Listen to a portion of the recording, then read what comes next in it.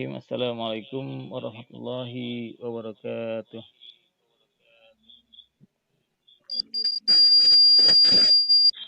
Waalaikumsalam.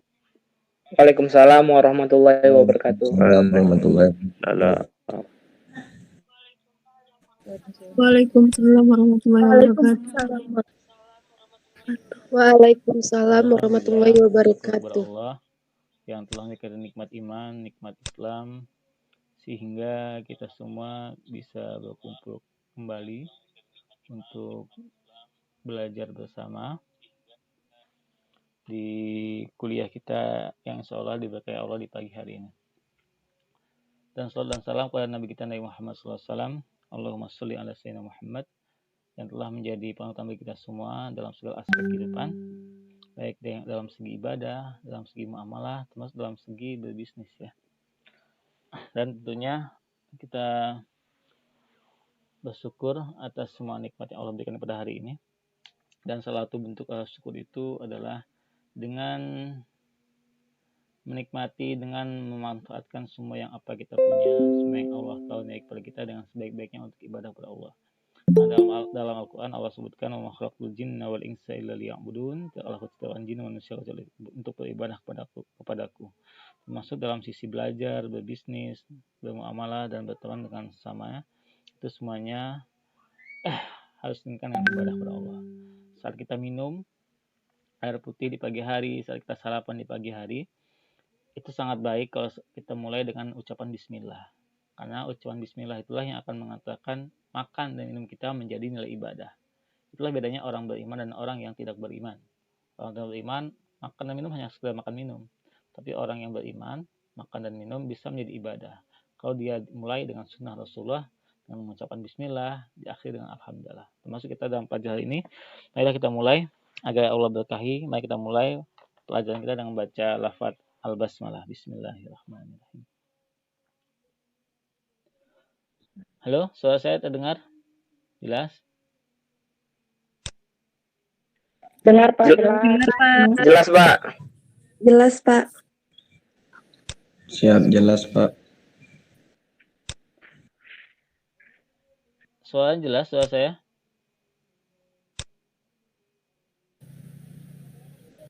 Jelas Pak.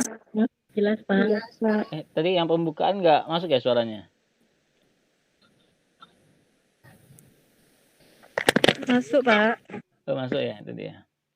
Oke, mari kita mulai dengan membaca lafaz Al-Basmalah. Bismillahirrahmanirrahim. Bismillahirrahmanirrahim. Oke, hari ini kita masuk ke materi kedua ya. Jadi kita akan padat sekali materinya ini.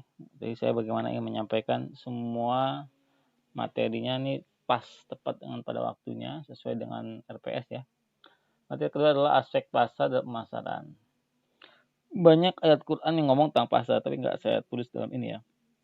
Dalam surat Al-Furqan ayat 20 itu disebutkan bahwasanya Allah juga sesungguhnya Rasul yang dikirim Allah ke muka bumi itu sama seperti kalian, makan dan minum dan berjalan di pasar-pasar. Jadi pasar itu juga ada disebutkan dalam ini ya, dalam Al-Quran ya, dalam Al-Quran. Ini ada yang belum masuk ini.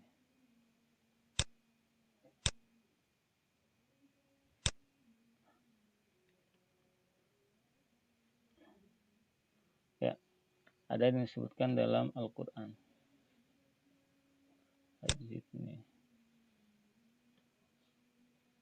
Ya.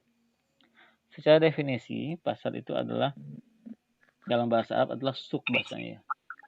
Pasar ya, artinya suk.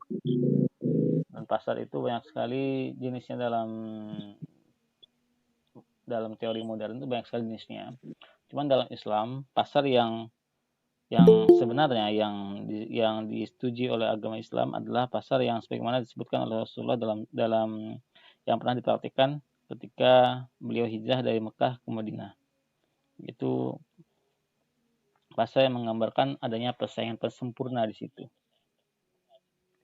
Dengan adanya persaingan sempurna, maka terjadilah keadilan sosial bagi seluruh rakyat Madinah. Jadi harusnya kan keadilan sosial itu kan kalau dalam Pancasila kan juga sila kelima ya. Cuman bukan tapi dalam prakteknya itu nggak bisa dilaksanakan. Karena pasar yang ditetapkan di Indonesia itu nggak semuanya pasar persaingan sempurna. Artinya tidak semua orang punya kesempatan yang sama untuk bisa maju, untuk bisa berkembang di dalam pasar. Secara definisi, pasar itu adalah tempat bertemunya penjual dan pembeli, yaitu dalam melakukan transaksi barang dan jasa. Jadi kalau ada penjual saja nggak ada pembeli, berarti itu bukan pasar namanya. Ya, walaupun dia tempatnya besar, dia mall ya. Jadi kalau pasar itu ada penjual nggak ada pembeli, pasarnya mati berarti. Ya. Saya lihat banyak di zaman sekarang ini banyak mall-mall yang mulai tutup ya. Karena banyak orang sudah mulai beralih ke online, digital. Jadi ada hukum alam di sini ya. Coba kita balik ke belakang. Zaman dulu orang itu berjualan di warung-warung. Zaman orang tua kita dulu, orang tua kalian atau nenek kalian dulu, itu berjualan di warung-warung ya. Di warung-warung orang berjualan. Jadi nggak ada orang berjualan, ada mall tuh nggak, jarang sekali ada mall. Memasuki era tahun 2000-an itu mulai banyak muncul mall. Dan mall ini secara mall, supermarket, minimarket, macam-macam lah namanya ya. Minimarket kayak Alfamart, Indomaret, terus ada supermarket, ada juga ada hypermarket ya, macam-macam. Nah, semua itu yang bentuknya modern seperti itu mematikan warung-warung lokal, mematikan warung-warung lokal. Jadi banyak orang yang awalnya belanja di warung tetangga pindah ke mall-mall seperti itu ya, atau pindah ke supermarket karena dianggap lebih lengkap dan lebih murah ya, lebih lengkap dan lebih murah. Karena mereka sistemnya industri ya. Jadi makin banyak kayak Jamtos misalnya kan. Harga barang di Jamtos itu mungkin paling murah di Jambi. Mungkin setelah Freshmart. Kalau Freshmart juga murah. Freshmart sama Jamtos itu konsepnya hampir sama. Cuman kalau Fresh dipecah-pecah di setiap kelurahan. Tapi kalau Jamtos terpusat, konsepnya sama. Mereka membeli barang dengan skala industri. Artinya misalnya dia beli sampo atau Pepsodent itu skalanya langsung banyak. Misalnya dia langsung beli 50 ton atau 10 ton lah katakanlah gitu. Otomatis harga yang didapatkan oleh Jamtos itu akan murah. Makanya sampai konsumen juga akan murah. Karena mereka modalnya besar ya. Tapi sedangkan kalau warung tetangga di rumah kita, di sekitar rumah kita itu kan belinya kan ya paling banter selusin, sekodi gitu ya. Ya harganya ya segitu juga.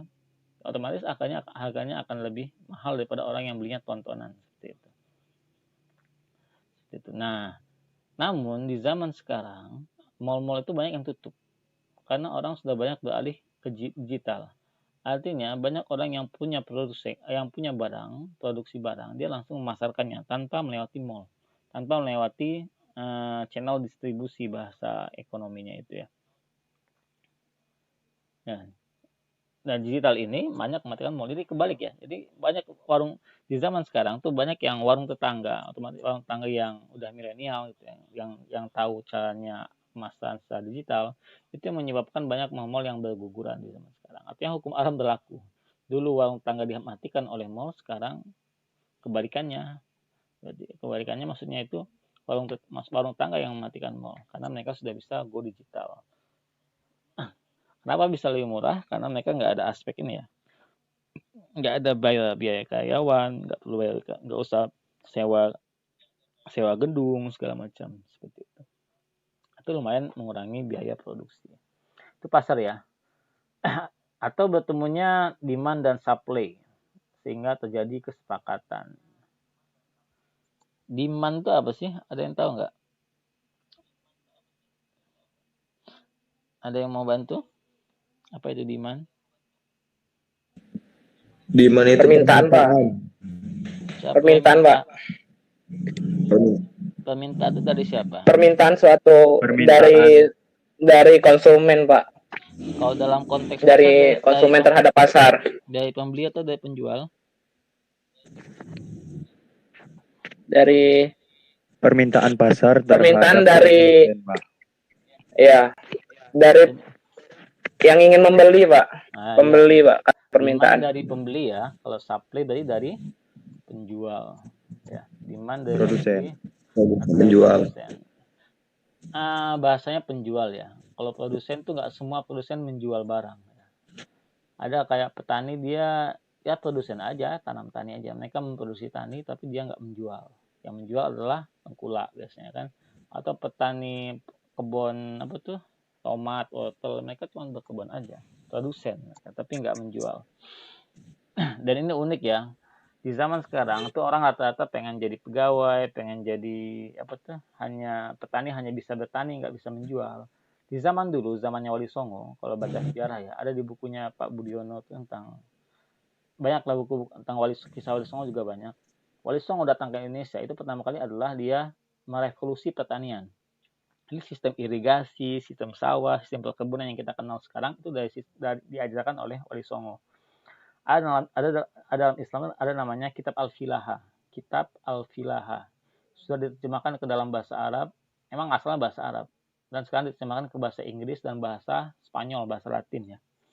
Nah, itu kitabnya asalnya dari Arab Saudi. Bukan dari Arab Saudi maksudnya. Dari umat Islam. Yaitu di Andalusia.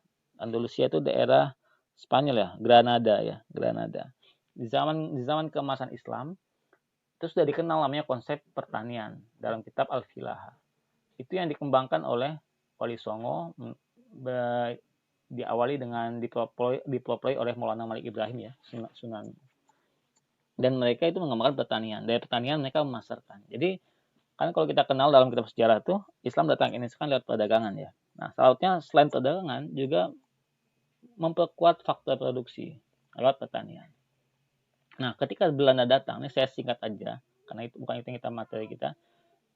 Ketika Belanda datang, kita kenal namanya Kerja Rodi ya, Romusa seperti itu.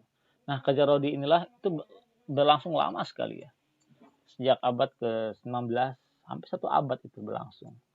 Nah, peristiwa 1 abad ini, Kerja Rodi inilah yang mematikan banyak sekali jiwa-jiwa entrepreneur dalam masyarakat Indonesia. Jadi mereka yang petani hanya bisa produsen saja.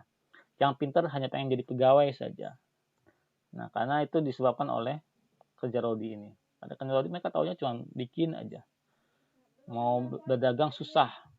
Karena semua dimonopoli oleh Belanda zaman itu. Makanya orang yang pintar cenderung sekolah ke Belanda jadi pegawai, aman seperti itu kan. Dan itu mental seperti itu sampai sekarang masih ada.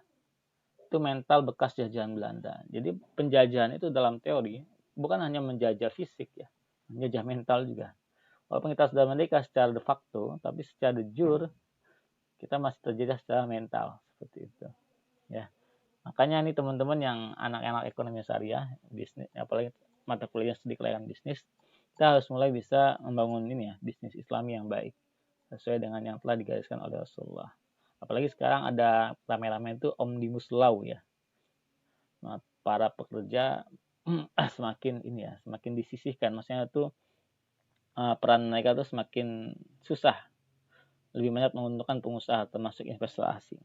Makanya salah satu solusinya adalah kita menjadi pengusaha bukan menjadi pekerja. Itu ya. Selanjutnya ada pemasaran. Ini cuma overview aja, nanti detailnya ada di dalam. Pemasaran adalah kegiatan yang dilakukan oleh perusahaan untuk mempromosikan produk layanan. Jadi ada produk dalam bentuk barang atau layanan. Produk barang itu misalnya kayak sabun, kayak makanan. Layanan itu misalnya layanan apa tuh? Layanan mengetik, layanan bikin website gitu kan. Atau layanan pijat misalnya ya. Itu banyak lah layanan ya. Atau layanan yang sekarang lagi ramai itu layanan bikin konten digital. Konten YouTube sekarang. Itu ramai juga ya. Nah, pemasaran ini juga mencakup ada iklan, ada penjualan, ada pengiriman produk, ada konsumen dan perusahaan lainnya. Jadi pemasaran ini nggak satu paket ya. Jadi ada prosesnya, ada iklan dulu biar dikenal sama orang. Biasanya dulu saya pernah bikin ditawari gitu, bikin skrip film zaman masih muda ya. Film Tendangan Si Madun SCTI waktu itu. Saya kenal sama produsennya, ditawarin bikin skrip itu. Tapi kita walaupun kenal nggak bisa ujuk-ujuk kalau di Jakarta itu nggak bisa ujuk-ujuk kita ngasih kerja gitu, nggak bisa. Kita harus ngasih bahasanya itu portofolio. Portofolio itu kerjaan kita di masa lalu sebagai bukti kita ini bisa kerja loh. Bisa kerja. Ini contoh skrip saya nih, kayaknya cocok nggak sama biasanya gitu. Namanya portofolio.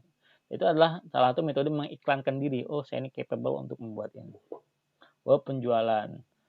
Penjualan nanti ada ketika sudah tawarin job, ya kita harus bisa komunikasi dengan baik dengan para atasan, komunikasi. Pengiriman produk, termasuk dengan produk barang itu juga harus baik secara packaging, karena kalau packaging yang nggak baik, kalau kita apalagi jualan online, testimoni di konsumen juga akan jelek. Testimoni jelek, otomatis rating kita itu akan jelek ya. Rating kita nggak akan naik. Bahasanya itu mungkin nggak akan bintang 5 gitu. Kayak Gojek misalnya, kalau dia Gojek atau Grab, dia naik motornya ugal-ugalan gitu kan, ada jalan berlubang ditabrak aja gitu kan, otomatis bintang yang dikasih sama konsumennya nggak bakal bintang 5 gitu, bahasanya gitu ya. Itu detailnya akan kita bahas. Kita akan bahas pertama kali pasar ya. Pasar dalam teori modern itu banyak sekali. Ada namanya pasar persaingan sempurna, itu yang saya sebutkan yang di awal di pertemuan sebelumnya juga pernah saya sebutkan. Pasar persaingan sempurna itu adalah seperti yang pasar diciptakan oleh Rasulullah. Jadi sistemnya kayak soft dalam masjid. Jadi orang dibuat satu lapangan luas, terus dibikin lapak salah satu, dan setiap orang situ bebas masuk, nggak ada sewa di situ. Jadi siapa yang duluan, dia yang menempati lapak, yang berhak menempati lapak tersebut. Artinya semua orang bebas berjual beli di situ. Kalau zaman sekarang kan beda ya, harus ada sewa. Misalnya teman-teman nih ada yang pengen jualan kan di Angso Duo, mikir biaya sewanya berapa? Oh biasanya 500.000 sebulan. Untung belum tentu lah sudah bayar sewa dulu di awal. Karena banyak orang berpikir seperti itu. Tapi kalau dalam zaman Rasulullah itu nggak ada sewa. Yang ada adalah infak. Infak itu karena para penjual di sana dididik dengan iman, mereka yang merasa dagangannya untung dan berkah dari pasar tersebut, mereka akhirnya dengan merelakan hatinya itu, mereka berinfak. Dan secara di zaman Rasulullah ternyata dengan konsep seperti ini, malah pasarnya itu makin berkembang ya.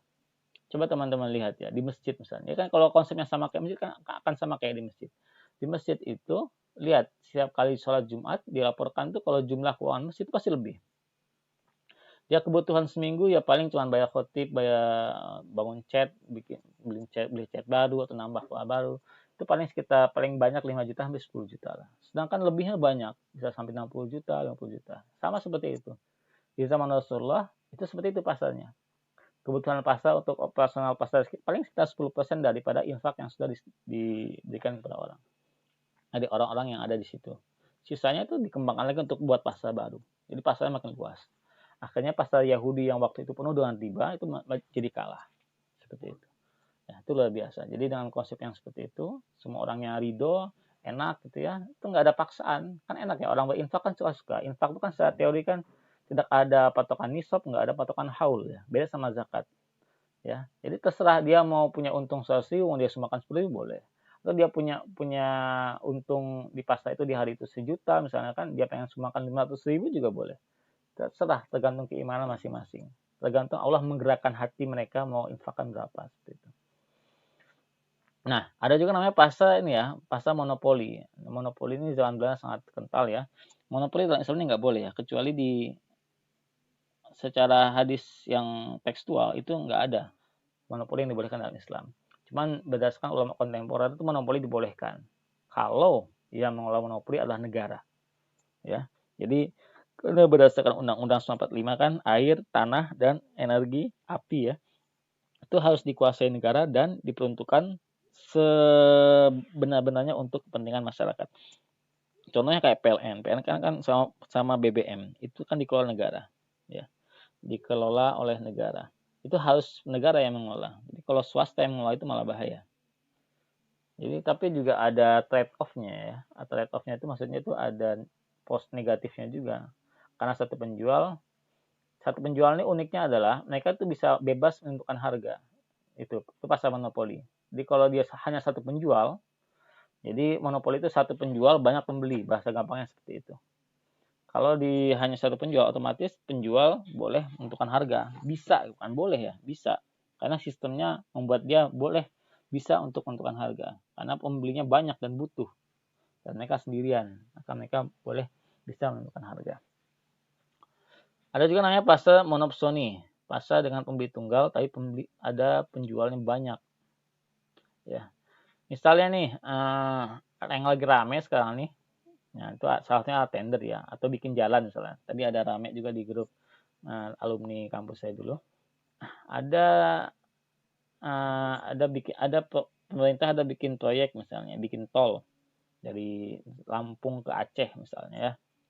Itu kan ada semennya, ada pasirnya, ada batunya gitu ya. Nah, itu bisa ditender oleh PUPR. Biasanya cara tender adalah kita bikin proposal penawaran misalnya. Jadi ini konteksnya pasar ke pemerintah ya. Berarti kita bikin proposal penawaran, kita kasih berapa, diskonnya berapa, pengajaknya berapa, STM-nya gimana. Jadi kita benar-benar kasih proposal yang bagus gitu. Jadi kalau harganya cocok, timnya pas sama ini akan dibeli. Itu monopsoni. Otomatis kalau pembelinya tunggal dan penjualnya banyak, pembeli itu bisa ini ya, bisa selektif untuk milih dia mau beli dari penjual yang mana gitu ya. Atau ada kalau yang punya sekolahan misalnya, nah, katakanlah UIN gitu kan. UIN Jambi ini kerjasama sama Bank Syariah Mandiri untuk pembayaran SPP, contoh ya, untuk pembayaran SPP. Nah sebelum diputuskan UIN Jambi milih Bank Syariah Mandiri, otomatis sebelum itu terjadi, pasti akan banyak dulu tuh bank-bank lain yang masuk. Ada Bank BRI Syariah, ada BNI Syariah, ada Bank Syariah Mandiri. Semuanya menawarkan produk masing-masing. Nanti kalau payroll-nya pakai bank kami akan seperti ini. Cuman dari semua tender itu, dari semua bank syariah yang ada di Jambi, ternyata yang dipilih oleh UIN Sultan Tasyidin Jambi adalah Bank Syariah Mandiri. Ini sangat besar ya keuntungan bagi bank, karena otomatis kalau setiap kali teman-teman bayar SPP lewat BSM, mereka akan mendapatkan funding yang cukup banyak untuk dikelola. Ya.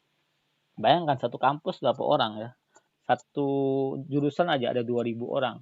Itu katakanlah satu orang bayarnya kan SPP 3 juta. 3 juta kali 2.000 udah berapa? 3 kali 2.000 sekitar 6 ya. Sekitar 6 miliar ya kali ya. Sekitar 6 miliar. Itu setiap semester dari satu jurusan saja. Itu masuk semuanya ke Bank Syariah Mandiri. Itu luar biasa. Makanya mereka harus bisa mengajukan tender yang bagus. Ya.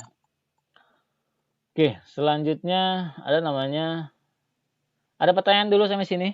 Saya ngoceh-ngoceh kayak takut lewat. Ada pertanyaan dulu? Halo? Belum, Pak. Belum. Saya paham ya. Cukup. Paham, Pak. Ada juga namanya pasar oligopsoni ya. Pasar dengan beberapa pembeli dan penjualnya banyak. Jadi oligopsoni ini kayak sebelum oligopsoni saya ke oligopoli dulu deh. Oligopoli itu adalah pasar yang dikuasai oleh beberapa penjual saja. Jadi misalnya pasar mobil, misalkan mobil misalnya ada mobil Daihatsu, Suzuki, Honda, limited lah, nggak nyampe 10. Dan mereka ini harganya adalah hanya kisaran mereka saja gitu ya. Maksudnya itu ya mereka yang menentukan. Mereka bisa bersepakat dengan harga tertentu. Jadi pembeli nggak bisa ikut di sini. Jadi mobil, motor sama semen misalnya kan harganya ya mereka yang tentukan. Misalnya kalau mobil Daihatsu Xenia misalnya kan bikin harga sekitar yang terbaru ya itu sekitar 200 juta. Otomatis Toyota Avanza juga harus bikin harga yang nggak kurang lebih dari harga itu. Kalau nggak akan ditinggalkan pasar gitu kan karena mereka tipenya sama ya. Atau Toyota Agya ya sama apa tuh yang sama atau kayak Ayla sama Brio, Honda Brio gitu kan. Mirip-mirip lah ya. Honda Brio sama Ayla yang itu. Nah, itu harganya juga pasti mirip-mirip sama ya. Artinya, misalnya katakanlah Brio sama Ayla-nya harganya 150 juta, 130 sampai 150 juta ya. Artinya, harga segitu mereka patok berdasarkan mereka sendiri, antara mereka berdua, bukan dari kekuatan konsumen, bukan dari kekuatan demand ya. Pembeli mau nggak mau harus kuat bayar segitu ya harusnya karena pemainnya cuma sedikit ya. Beda sama bakso ya, bakso banyak sekali yang jual di Jambi ya. Kalau ada satu aja yang harganya sangat mahal pasti ditinggalkan orang ya. Tapi kalau harganya rata-rata sama ya 10 sampai 20 ribu lah harga bakso kira-kira segitu tergantung rasa. Tapi nggak ada yang sampai jauh sekali harganya segitu ya. Karena ada kekuatan pembeli di situ. Jadi pembeli bebasnya ninggalkan toko tersebut karena banyak penjual lain yang bisa menjual dengan harga murah atau dengan harga yang dengan rasa yang lebih enak gitu. Tapi kalau mobil sama motor itu pembeli nggak punya kekuatan untuk bisa menentukan harga ya. Nah, beda sama oligopsoni, pasar dengan beberapa pembeli dan penjualnya banyak ya, sama. Misalnya kayak industri minyak goreng misalnya kan. Contohnya gini, banyak kan di sini kan yang jualan sawit ya, yang punya kebun sawit. Sawit itu setahu saya itu atau dia tokek sawit lah bahasanya gitu ya, lebih gampang. Industri sawit itu perusahaan sawit di Jambi ini kan banyak, nggak cuma satu ya, nggak cuma satu. Nah itu sedangkan pembelinya juga lebih banyak bahasanya itu, penjualnya lebih banyak daripada pembelinya. Penjual artinya di sini apa? Pembeli bisa menentukan harga berdasarkan kualitas. Maksudnya grade sawit ini harganya segini, grade sawitnya harganya segini. Makanya kalau seandainya dia penjual banyak itu dia sifatnya individual, itu biasanya harganya akan turun, dia susah untuk bersaing. Tapi kalau dia penjual itu dia kompak, dia bikin satu koperasi, mau nggak mau yang bisa memasarkan banyak sawit, otomatis itu akan mempunyai bargaining position ya. Ketika dia menjual ke perusahaan sawit, dia bisa punya bargaining, maksudnya bargaining itu punya nilai tawar ketika dia jualan, karena dia kolektif bahasanya itu. Jadi dulu pernah di Tanjung Jabung saya, itu perusahaan di kampung Transmigran juga tuh bagus, operasinya jalan. Akhirnya mereka punya keuntungan yang lebih baik dibanding kampung lain yang tidak punya, yang kooperasinya nggak jalan. Koperasi sawitnya ya maksudnya, sawitnya nggak jalan. Sama ketika dulu saya KKN di Boyolali, itu rata-rata penduduk sana kan ternak sapi ya, ternak sapi. Setiap hari saya nganterin bapaknya tuh koperasi nyetor apa namanya itu, susu sapi berapa kaleng gitu ya. Kalengnya bukan kaleng kayak ini ya, kaleng sapi yang gede itu banyak. Nah itu setornya tiap lagi ke koperasi, bukan langsung ke perusahaan ya. Nah dari koperasi dipilah-pilah baru disetor banyak langsung ke perusahaan. Nah otomatis ketika seperti itu, karena banyak, dia bisa punya bargaining position untuk supaya harganya bisa lebih tinggi ya dibanding orang yang jualnya sifatnya individual. Itu ya. Oke, sebelum kita mulai ke sini ada pertanyaan dulu. Ini video saya kelihatan ya? Kelihatan, Pak. Kelihatan ya. Ya. Yang belum bisa akses learning nanti boleh nanti malam atau kapan ya. Ya tunggu aksesnya lancar aja lah. Ada pertanyaan? Nggak ada? Tidak, Pak. Ya, Oke, tidak. kalau nggak ada pertanyaan, mungkin ada yang sudah baca pertanyaan diskusi di e-learning. Terus kalau nggak salah ada 2 pertanyaan ya untuk apa tuh? Untuk sesi pasar ya. Diskusi. Coba ada yang bisa jawab nggak itu pertanyaannya apa? Ada yang bisa bacain dulu buat teman-teman yang belum bisa akses e-learning.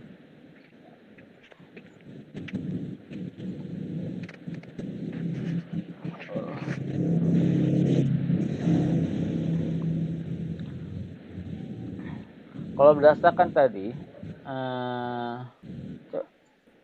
ada yang bisa bacakan nggak? Ada yang sudah buka e-learning? Pak. Bisa, Pak. Saya bisa. Ya, coba. Siapa tuh? Siap, Oki, Pak. Oke ya, siap. Silakan Oki. Ya. Ya, bentar, Pak. Lagi proses buffering.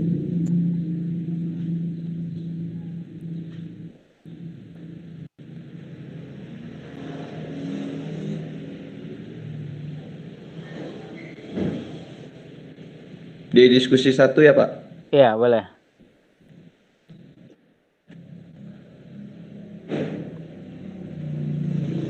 Tentang pasar atau pemasaran, Pak? Pasar dulu, kita belum masuk pemasaran. Oh, pasar.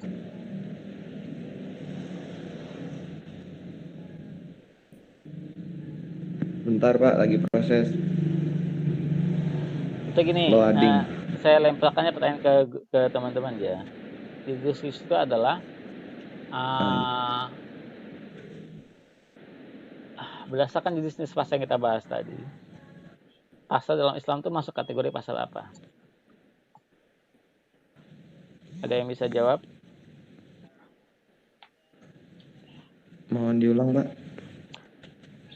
Berdasarkan tadi kan ada ragam-ragam pasal yang kita pelajari. Menurut teman-teman nih, pasal yang dilakukan oleh Rasulullah itu masuk kategori pasal apa?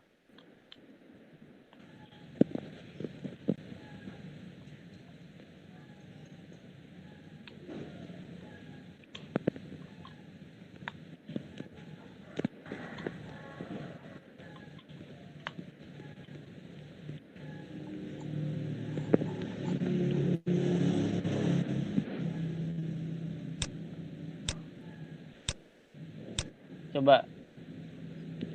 Selain Oki, ada yang mau jawab duluan? Si Eni Lestari, Deskariawan, Ditya Kurnia. Ini orangnya ada gak nih? Toiba berdatang.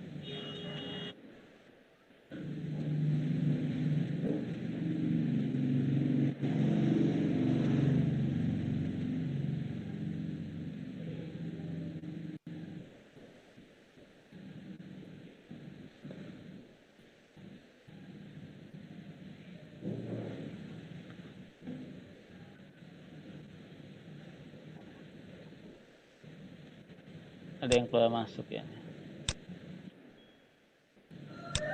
Coba, ada yang mau jawab?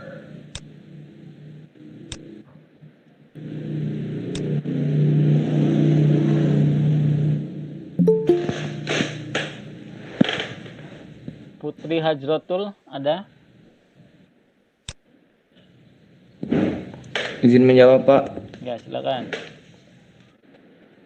Baik, Assalamualaikum warahmatullahi wabarakatuh. Waalaikumsalam. Konsep pasar yang dilakukan Rasulullah menurut hadis yaitu sesuai dengan konsep pasar dari Adam Smith, yaitu invisible hand, atau lebih tepat dikatakan good hands, tangan Allah, di mana bukan good ya, God. Beda good itu bagus. Ya, maaf, God hands, di mana Rasulullah tidak pernah menentukan harga. Sesungguhnya Allah lah yang menentukan harga, yang menahan dan melapangkan dan memberi rezeki, Pak. Ya. Jadi pada zaman Rasulullah, para pembelinya yang menentukan harga.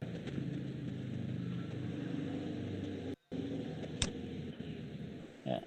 Koleksi ya, itu bagus. Sebenarnya bukan pembeli yang menentukan harga, tapi pasar yang menentukan harga. Jadi mekanisme penjual dan pembeli itu yang menentukan harga. Jadi bukan pembelinya yang menentukan harga. Kalau pembelinya yang menentukan harga, itu masuk pasar tadi apa namanya itu? Rugi, Pak. Ya, maksudnya kalau pembeli yang menentukan harga itu seperti pasar monopsoni tadi, pasar monopsoni. Artinya kayak yang tadi saya sebutkan, kalau monopsoni kan pembelinya sedikit, penjualnya banyak. Gitu ya. Kalau monopsoni itu seperti itu. Jadi yang menentukan adalah pembelinya. Nah, UIN Jambi sama Bank Syariah Mandiri sama Bank Syariah yang lain itu kan yang ditentukan kan UIN Jambi karena dia pembelinya satu ditawarkan waktu itu. Ya. Itu benar ya. Jadi harga itu nggak boleh ditentukan. Menurut di zaman Rasul nggak boleh ditentukan. Ya. Harga nggak boleh ditentukan. Harga nggak boleh ditentukan oleh siapapun. Itu hadisnya sahih. Cuman kenapa itu? Kalau seandainya harga padi naik gimana dong? Kita nggak bisa makan dong. Atau harga cabai, harga daging kan suka naik tuh kalau menjelang Lebaran tuh. Itu gimana? Boleh tukar nggak sama pemerintah? Menurut teman-teman, boleh nggak ditentukan? Kalau harga naik daging tiba-tiba menjelang Lebaran harganya menjadi 200.000 per kilo misalnya, boleh nggak tuh ditentukan?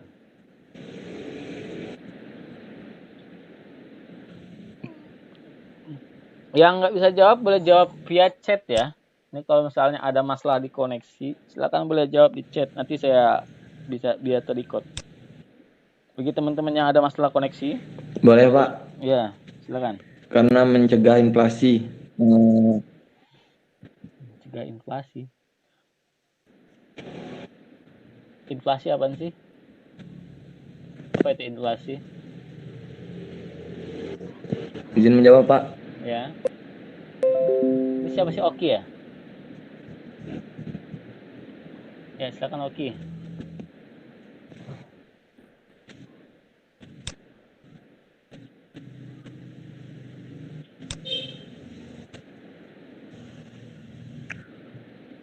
Pak, izin menjawab, Pak. Ya, siapa nih? Sebutkan nama ya. Baik, terima kasih atas kesempatan ini. Baik Pak. Kalau masalah tadi kenaikan harga di saat momentum Ramadan, sinyalnya gangguan nih Pak. Iya. Tumburan Pak.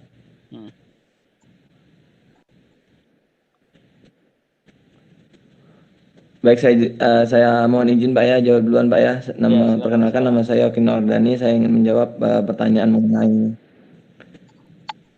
harga yang naik pada momentum Ramadan, yaitu dicontohkan dengan harga daging. Seperti zaman Rasulullah, di saat harga-harga mulai melonjak naik, para masyarakat di sana menyarankan agar Rasulullah menetapkan harga. Begitu juga yang terjadi di Indonesia. Sepertinya yang saya lihat, perspektif saya bahwasanya pemerintah boleh menetapkan harga supaya tidak terjadi penaikan harga secara merata seperti itu, agar tidak terjadi inflasi, penurunan daya beli masyarakat. Jadi pemerintah boleh menetapkan harga supaya harga stabil dan tidak terjadi kecurangan, penimbunan barang ataupun yang lainnya. Salah satu strategi pemerintah setiap Ramadan untuk menurunkan harga-harga pasar yang melonjak tinggi, yaitu dengan melakukan pasar murah, operasi pasar murah. Sepertinya cukup Pak jawaban dari saya. Terima kasih. Wassalamualaikum warahmatullahi wabarakatuh. Ya, makasih Oki ya. Oke. Ya itu kalau pasar murah itu bagus ya. Itu adalah gunanya untuk menstabilkan harga. Cuman pasar murah secara ekonomi, ini berdasarkan teori ya. Jadi pasar murah itu emang disubsidi sama pemerintah. Jadi pasar murah itu kayak di Bulog itu biasanya ada pasar murah terus tuh. Daging segala macam di kantor Bulog pusat ya. Jakarta itu ada pasar murah terus. Itu emang disubsidi sama pemerintah. Jadi pemerintah bayar jual rugi bahasanya itu, jual rugi. Hanya sebenarnya yang lebih ideal yang dilakukan adalah menghilangkan faktor-faktor yang menyebabkan harga naik, seperti adanya penimbunan. Itu penimbunan mungkin harga naik. Banyak orang yang menimbun daging, dibuat daging apa namanya itu, daging beku ya. Daging beku kan masih bisa awet ya. Beku. Itu banyak orang sebagai menimbun. Nah, kalau menimbun itu ya nggak boleh. Dalam Islam nggak boleh menimbun. Ini faktor-faktor yang seperti ini yang harus dihilangkan. Jadi faktor menimbun atau ada manipulasi demand, itu yang harus dihilangkan. Kalau kita lihat secara konteks hadis tadi yang dibacakan sama Oki, itu kan emang pemerintah waktu Rasulullah pun nggak berani menaikkan harga berdasarkan hadis itu ya. Karena emang ada saatnya penjual tuh harus untung. Jadi momen Ramadan itu adalah momen saat penjual tuh untung ya. Jadi coba kita ini ya, kita pahami dengan hati kita ya. Saat momen Lebaran, rata-rata orang pegawai negeri, karyawan swasta kan dapat THR kan, dapat THR, dapat tunjangan macam-macam lah. Yang PNS dapat gaji ke-13 segala macam. Sekarang pertanyaannya ke kita semua nih, kalau penjual dapat apa coba? Gak dapat apa-apa kan? THR nggak ada, gaji 13 nggak ada. Otomatis karena waktu itu mereka, kalau seandainya ini normal ya, mereka menjual barang itu secara normal. Tapi permintaannya banyak, barangnya sama, jumlahnya katakanlah daging sapi yang beredar di Jambi itu sekitar 10 ton.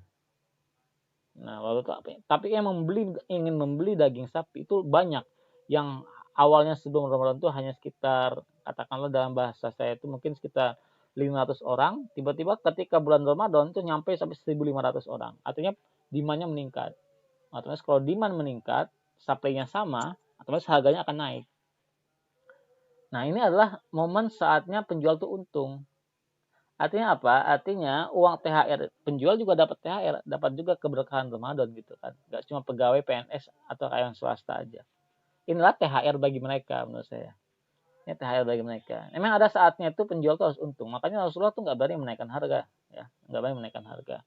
Cuman yang jadi masalah itu kalau ada orang yang menimbun sengaja, jadi membuat harga itu naik secara nggak normal. Tapi kalau naik secara normal karena ada permintaan demand yang meningkat, itu nggak masalah. Tapi kalau seandainya dia meningkat karena ada sesuatu yang abnormal, ada manipulasi supply, jadi supply-nya ditimblun, atau ada demand-nya di banyak-banyakin. Tapi kalau nggak ada manipulasi demand. Tapi yang ada tuh paling manipulasi supply, manipulasi dalam penawarannya, barangnya ditimbun lah, barangnya apalah itu, dibikin sapi bodong lah, gitu ya, digemuk-gemukin sapinya. Itu yang apa tuh, yang itu nggak boleh dalam Islam. Jadi gitu ya. Jadi kalau kita ingin memahami konteks seperti itu. Jadi inilah saatnya penjual untuk dapat untung ya. Kapan lagi tuh pedagang sapi itu dapat keberkahan Ramadan ya. Selain bulan Ramadan. Karena semua orang dapat. Karyawan dapat THR, ini juga dapat gaji 13 PNS. Pedagang dapat dapat apa ya. Makanya inilah saat mereka untuk bisa dapatkan untungan. Kita harus orang muslim harus punya sense seperti itu ya. Sebagai pedagang muslim, bisnis muslim, kita harus punya sense seperti itu. Itu nanti kita bahaskan nanti di bahasa masa namanya karakter Rabbaniyah. Karakter Rabbaniyah ya. Itu. Oke, kita kembali ke slide ya. Kita sampai jam berapa nih? 9.30 aja ya. Oke, ini saya percepat aja.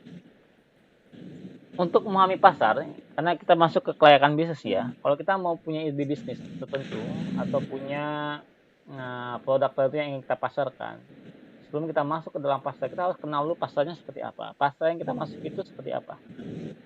Ya, kita harus paham, understand your market. Kita harus paham pasar kita seperti apa. Nah, sebentar. Yang pertama yang harus dipahami adalah who. Who itu apa sih? Siapa? Siapa calon konsumen kita? Apakah dia seorang anak kecil, dewasa, atau ibu-ibu, rumah tangga? Kisaran pendapatnya berapa? Hobinya apa? Hobi sekarang dijamin lagi hobi orang naik sepeda, contohnya ya. Atau hobi orang kulineran, kafe. Usianya berapa? Usianya atau usia mahasiswa atau usia anak-anak? Profesinya apa? Apakah dia seorang mahasiswa? Mahasiswa tentu kalau makan maunya yang murah, banyak, dan enak ya. Kalau mahasiswa ya, murah, banyak, enak gitu. Tapi kalau employee atau ibu-ibu yang punya bayi, otomatis dia nggak cuma enak, murah, dan banyak, tapi enak, murah, dan sehat gitu ya. Ada faktor sehatnya di situ. Ya. Kalau employee, karyawan, mungkin karyawannya beda-beda ya. Kalau kalian buruh, yang penting sama itu. Banyak, murah ya. Sama. Tapi kalau buruh sama mahasiswa sama tuh makan itu. Banyak dan murah. Ya, pengalaman saya gitu sih. Dulu saya juga waktu mahasiswa di Bogor tuh cari tempat makan tuh di pasar. Nah di pasar tuh porsinya porsi kampung. Porsi kampung tuh banyak, ngambil sendiri banyak lagi kan. Puasnya. Kalau dekat kampung, kalau dekat apa tuh? Kalau dekat daerah agak kotaan dikit tuh agak mahal dikit lagi. Udah mahal dikit lagi kan. Gak cocok banget. Nah. Terus di mana? Kita mau pasarkannya di mana? Misalnya kalau kita mau buka usaha JNE atau ya pengiriman barang gitu ya. Kalau ada yang pengen buka agen JNE misalnya di sini kan, itu kan disyaratkan tuh harus berjarak 1 km dari JNE yang lainnya atau dari tempat yang lainnya. Ya, jadi nggak boleh terlalu berdekatan. Ya, berbeda sama Alfamart ya, sama Indomaret itu malah mereka berdekatan. Ya, karena mereka sifatnya substitusi. Jadi kalau nggak ada barang di sebelah, tinggal ke supermarket sebelah gitu. Ya. Jadi mereka seperti itu, makanya mereka bisa bareng gitu ya. Karena produknya macam-macam antara Alfamart sama Indomaret. Jadi kalau misalnya Pepsodent tipe ini nggak ada di Alfamart, kita bisa ke Indomaret sebelah gitu. Jadi bisa saling melengkapi. Jadi sifatnya dikomplementer gitu. Sedangkan kalau JNE itu kan jasa pengiriman, sama-sama pengiriman. Kalau di sampingnya juga ada apa tuh? Ada misalnya JNT ya, JNT punyanya Deddy Corbuzier itu malah produknya sama-sama mengantarkan barang. Trade off-nya nanti adanya di harga paling, bandingin harga. Paling di situ ya. Soalnya usaha tuh makin banyak, itu makin bagus ya. Misalnya kalau ada usaha kulit, misalnya di daerah Jogja, itu kan satu kampung, usaha kulit semuanya. Saya lupa namanya, udah lama kerja saya lupa namanya itu. Itu biasanya akan membuat lokasi itu jadi murah, jadi destinasi wisata dan lebih murah produk ini ya, secara konsumen. Cuman kalau di kota ya itu nggak menguntungkan ya. Kalau membuat harganya jadi murah, itu nggak menguntungkan. Kalau sifatnya industri besar seperti itu bisa murah. Oke, yang ketiga adalah why. Why itu gampangnya adalah pertanyaan kepada penjual, pertanyaan kepada kita calon pebisnis gitu, atau calon orang yang akan menjualkan produk. Kenapa sih orang harus beli barang kita itu? Apa sih positioningnya? Apa sih apa keunggulannya dibanding produk lain? Why they need to buy our product? Bahasanya gitu ya. Why they need to buy our service? Kenapa mereka harus mengambil jasa kita? Gitu kan. Soalnya kayak Messi, dia main atau Luis Suarez ya.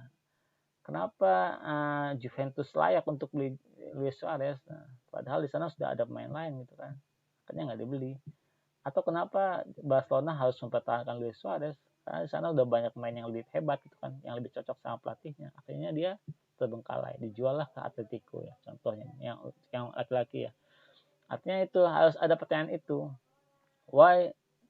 Kenapa pembeli itu harus membeli barang kita? Terus harus muncul dalam setiap diri penjual. Dan itu pertanyaan itu jawabannya akan kita dapatkan ketika kita udah survei ke pasar ya. Atau sekarang tuh banyak lagi ramai itu produk main anak-anak gitu kan. Harus ada pertanyaan juga di kita. Banyak produk tahfiz, misalnya tahfiz Quran untuk anak-anak gitu kan. Itu harus kita jelaskan kenapa mereka rela mengeluarkan uang segini untuk produk yang segini. Itu harus dijelaskan. Makin bagus penjelasannya, orang makin tertarik ya. Nanti ada lagi metode pemasaran. Ya. Kalau ini isi saya ini kemarin beli produk apa ya, Little Abit yang masalah itu hanya 3 jutaan lebih itu. Tapi pinter yang ini yang jualnya itu. Jadi dia sistemnya adalah arisan. Jadi kreditnya per hari cuma 10.000 selama 1 tahun.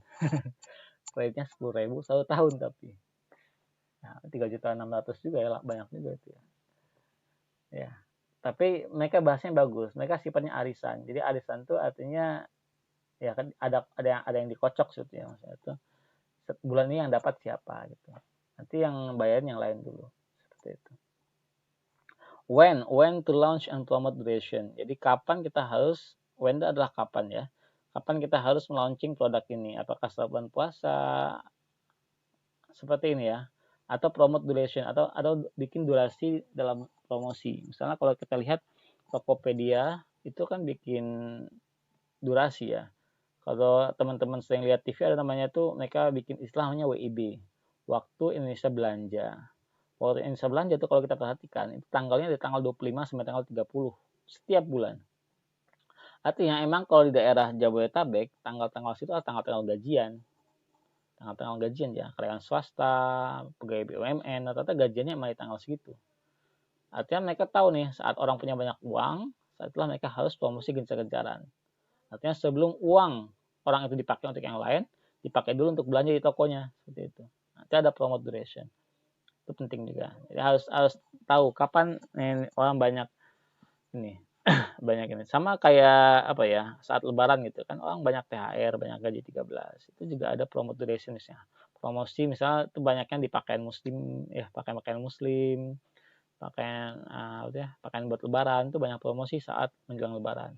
Karena tahu di waktu-waktu tertentu, di waktu tersebut orang dapat THR, orang dapat gaji 13 segala macam ya. Launch itu penting juga. Kalau teman-teman tahu namanya produk Pocari Sweat yang dari Jepang itu, yang katanya dapat meningkatkan ion tubuh, itu kan launching pertama kali di Indonesia itu saat bulan puasa. Dan diberikan gratis, mereka pintar. Diberikan gratis untuk orang-orang yang buka puasa di masjid lagi gitu kan.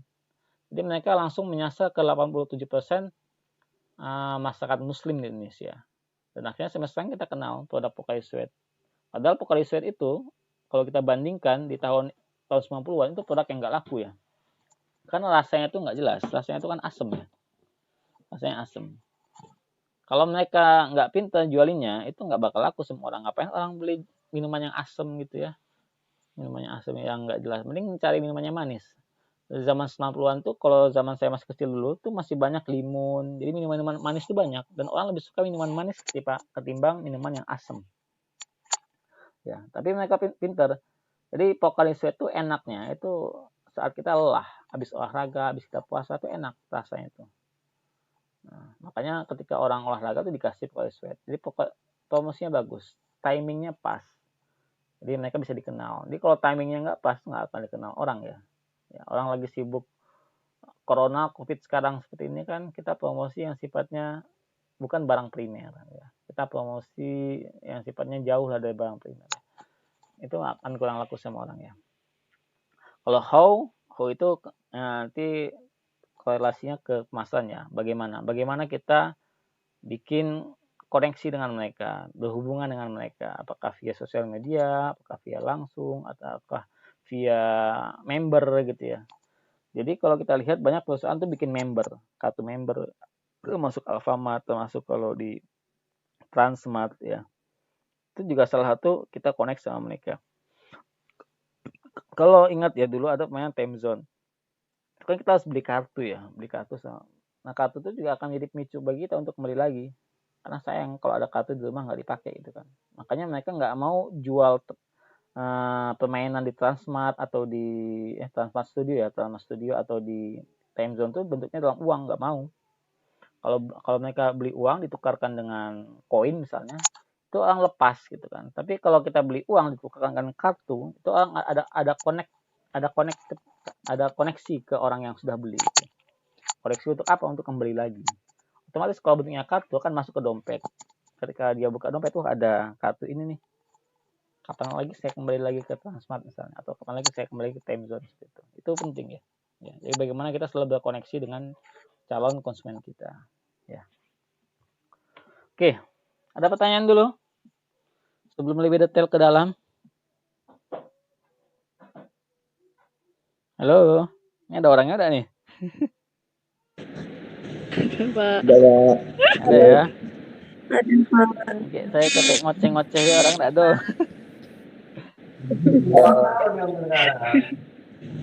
Ada Pak. Oke. Ini who ya, ini penting. Ini kalau ada pertanyaan boleh langsung di grup atau di ini ya, di ya. Ya. Kalau ada pertanyaan langsung di grup aja boleh, nanti saya bacain, nggak apa-apa. Atau langsung via Google Meet juga tuh lebih bagus. Ya. Pertama tentang who. Ini bagaimana kita tahu siapa gitu ya. Pertama bisa kita lihat dari ini ya, data dari BPS. Di Jambi tahun 2021 sampai 2023 ya. Kalau lihat di slide saya ini, ternyata usia yang paling banyak mendominasi di penduduk Jambi adalah usia dari 0,4 tahun sampai 19 tahun ya. Jadi usia yang paling banyak itu adalah usia balita. Usia balita ya. Itu paling banyak di Jambi. Itulah makanya sekarang kalau kita lihat di kota Jambi itu banyak sekali toko-toko yang menjual barang kebutuhan bayi, barang mainan anak. Itu makin berkembang sekarang. Ada kemarin saya lihat ada toko Padang tutup, sekarang jual mainan anak gitu ya.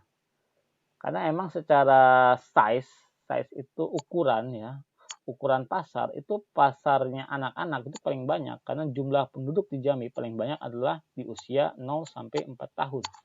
Ya. Saya tinggal dibuat segmennya. Kalau segmen untuk menengah ke bawah mungkin tokonya biasa aja, di samping ruko biasa atau ya kecil lah gitu macam. Yang penting harganya murah. Gitu. Atau kalau untuk segmen untuk orang yang kaya itu bisa kayak Twinis ya, Twinis disiplin sama di daerah Beringin itu ada Twinis itu untuk pasar yang menengah ke atas karena harganya lebih mahal sama-sama seperti itu ya. Dan itu mulai berkembang di Jambi karena pasarnya ada Dan secara angka di BPS, ini datanya dari BPS ya, Badan Pusat Statistik Kota Jambi, itu paling banyak misalnya itu. Ini bisa menjadi acuan kita ya untuk menjual barang apa. Kedua, misalnya dari UMP. UMP itu kan beda-beda tiap provinsi ya. Misalnya ada teman-teman ada yang produksi misalnya rambutan goreng misalnya di Jambi. Dijual di Jambi dengan harga sekitar 15.000 sampai 20.000 ya. Dengan patokan UMP Jambi itu sekitar 2.600.000 sekarang ya. 2.600.000 tahun 2020. Nah, kalau seandainya kita mau pasarkan ke Papua atau pasarkan Jakarta, kita bisa sesuaikan harga itu dengan harga yang ada dengan UMP yang ada di Papua. Misalnya UMP di Papua ternyata 3.500.000. Artinya upah UMP itu adalah upah minimum provinsi ya. Artinya upah minimum provinsi di Papua itu 15% atau 30% lebih besar daripada UMP yang ada di Jambi. Artinya kalau kita jual barang ke sana, kita ekspor dari Jambi ya. Ini konteksnya kalau kita produsen, kita bisa menaikkan harga sampai 30%. Karena kalau kita naikkan harga 30% itu masih batas normal menurut orang Papua atau menurut orang Jakarta. Ya. Di Jambi katakanlah 20.000 itu udah pas lah, itu harganya udah cocok lah gitu kan. Tapi kalau menurut orang Jakarta harga 30.000 itu bagi mereka terlalu murah gitu kan. Kalau terlalu murah bagi mereka itu di sini nggak dibeli sama orang karena dianggap nggak berkualitas karena terlalu murah. Itu bisa naikkan harga sesuai dengan ini ya. Tapi lihat juga pesaingnya ya, basisnya adalah pesaing. Kalau pesaingnya ada pesaing lain yang menjual dengan harga yang lebih murah, yang harga yang enggak, misalnya di Jambi kita jual 20.000, kita mau jual sekitar 30.000 seperti itu yang di Jakarta misalnya. Ternyata ada orang yang menjual 25.000, berarti kita harganya sesuaikan dengan pesaing. Pesaing itu lebih mempengaruhi harga ketimbang UMP ya. Semakin banyak pesaingnya, sama kayak Lion ya. Lion dulu mahal ya, tahun 2019 itu mahal Lion. Tapi tiba-tiba ada pemain baru kayak Citylink segala macam ya. Akhirnya apa yang terjadi? Karena Citylink menurunkan harga, otomatis Lion harus ikut. Kalau nggak dia orang akan berbondong-bondong beli Citylink daripada Lion. Seperti itu. Ya. Jadi Citylink kan punyanya Garuda ya. Jadi kalau itu masih otomatis mereka harus menyesuaikan harga pesaing. Itu yang disebut dengan oligopoli. Atau bisa juga cek di Google ya. Ini bisa kalian praktekin di rumah. Kalau buka di Google, coba ketik beli Jambi. Itu akan muncul nih Senin kemarin ya. Saya screenshotnya Senin kemarin. Atau masih update apa enggak hari ini. Kalian bisa tahu orang di Jambi selama sepekan ini rata-rata mau beli apa sih di Jambi gitu. Ternyata secara digital di Google orang paling banyak tuh yang beli emas di Jambi. Beli emas, beli mobil bekas, beli tanah di Talang Bakung. Tuh ada jelas ada tanah di Talang Bakung. Beli emas batangan, air bersih, motor bekas, sama kucing ya. Ini adalah sepekan terakhir rata-rata orang Jambi itu mencari apa di Jambi. Jadi gitu ya, kita pengen tahu apa yang diinginkan konsumen itu bukan dari keinginan kita, tapi dari ini ya. Jadi apa yang mereka lakukan misalnya di digital. Jadi kalau teman-teman mau jual secara online, produk-produklah yang mungkin akan lebih banyak dicari orang. Karena secara Google Analytics ini paling banyak dicari orang di Google. Itu. Atau bisa juga diubah bahasa menjadi jual apa gitu di Jambi ya. Ini akan keluar misalnya di bawahnya apa. Ya. Oke, ada pertanyaan? Ada pertanyaan dulu? Tidak, Pak. Tidak, Pak. Ini iyo paham enggak nih? Paham. Paham ya? Insyaallah. Nanti coba dipraktekin di rumah ya, dicari ya. Siapa? Oke, selanjutnya adalah what. What-nya sama aja ya, beda. Bedanya adalah misalnya kalau kita mencari pasar siswa SD, SMP, SMA. Ternyata di Jambi ini paling banyak di daerah di Provinsi Jambi itu Sungai Penuh tuh 100% udah SD semua orang-orangnya. Data 2018 itu sudah SD semua. Artinya tingkat orang pengen masuk SD di Kota Penuh tuh lebih tinggi daripada di Kota Jambi ya. Lebih tinggi. Di Jambi cuma 97%. Artinya kalau kita mau pasar-pasarkan produk anak-anak SD, itu bisa di Kota Sungai Penuh lebih apa tuh? Namanya itu lebih prospek ketimbang di Kota Jambi. Ya, secara angka ya. Secara angka. Produk anak SD apa ya sih, banyak, kayak tas sekolah, sepatu sekolah, ya, topinya, ya, mainannya, atau pensilnya, bukunya, segala macam. Ya. Orang jual buku tulis mungkin lebih banyak laku di Sungai Penuh daripada di buku tulis ya, daripada di kota Jambi, seperti itu. Soalnya tingkat kelahiran juga sama, ternyata di Jambi ini paling banyak orang melahirkan ya, di kota Jambi. Hampir 10.000 tahun 2015 tuh banyak bayi lahir. Di tahun 2018 itu ada 10.000 bayi yang baru lahir di kota Jambi. Dan mereka hidup ya, ini hidup. Ini sebenarnya datanya saya potong, ada yang mati, ada yang meninggal ya, sama aja, ada yang meninggal ya. Tapi yang ini saya potong yang hidup aja. Artinya yang hidup tuh paling banyak ada di kota Jambi. Artinya apa? Layanan kesehatan di kota Jambi lebih baik daripada di tempat yang lain, di kabupaten yang lain. Karena di Jambi lebih lengkap ya layanan kesehatannya.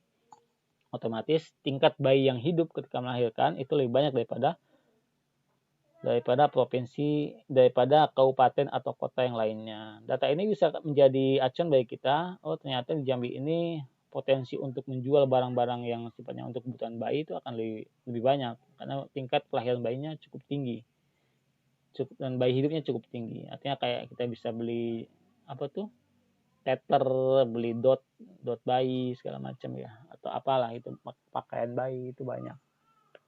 Itu bisa menjadi acuan bagi kita ya. Tapi kalau masalah selera itu harus lebih observasi ke pasar ya. Misalnya baju itu, baju apa sih yang paling diminati orang? Yang polos kah? Yang ada gambar anak-anaknya kah? Itu kan macam-macam ya untuk pola ya, untuk selera. Itu risetnya tergantung pasar masing-masing. Kalau wear intinya adalah tentukan skala pasar. Kita mau jualnya tingkat regional, buat teman-teman mahasiswa saja kah? Ya. Jadi kalau kelayakan ini harus jelas ya, kelayakan bisnisnya ya. Jadi kalau kita pengen jualnya untuk skala mahasiswa berarti modalnya segini. Nah, kalau skalanya terlalu besar untuk Shopee Jambi dengan modal segini berarti nggak layak gitu. Berarti nggak layak. Ya. Lokasi produksinya di mana, distribusinya apa, dan pemasaran seperti apa. Karena ini akan berhubungan dengan biaya. Ya. Lokasi suplai bahan juga penting ya. Jadi kalau bahan misalnya kita mau bikin rambutan goreng kayak tadi ya saya sebutkan di awal, itu harus jelas supplier bahannya dari siapa, dari kebun siapa aja. Makin jauh supplier bahan itu akan makin menambah biaya produksi. Sedangkan kita punya hitungan BEP, kita pengen untungnya selama setahun ini udah untung. Otomatis kita jangan cari supplier bahan yang terlalu jauh agar BEP-nya lebih cepat. Why? Sama ya yang saya sebutkan tadi.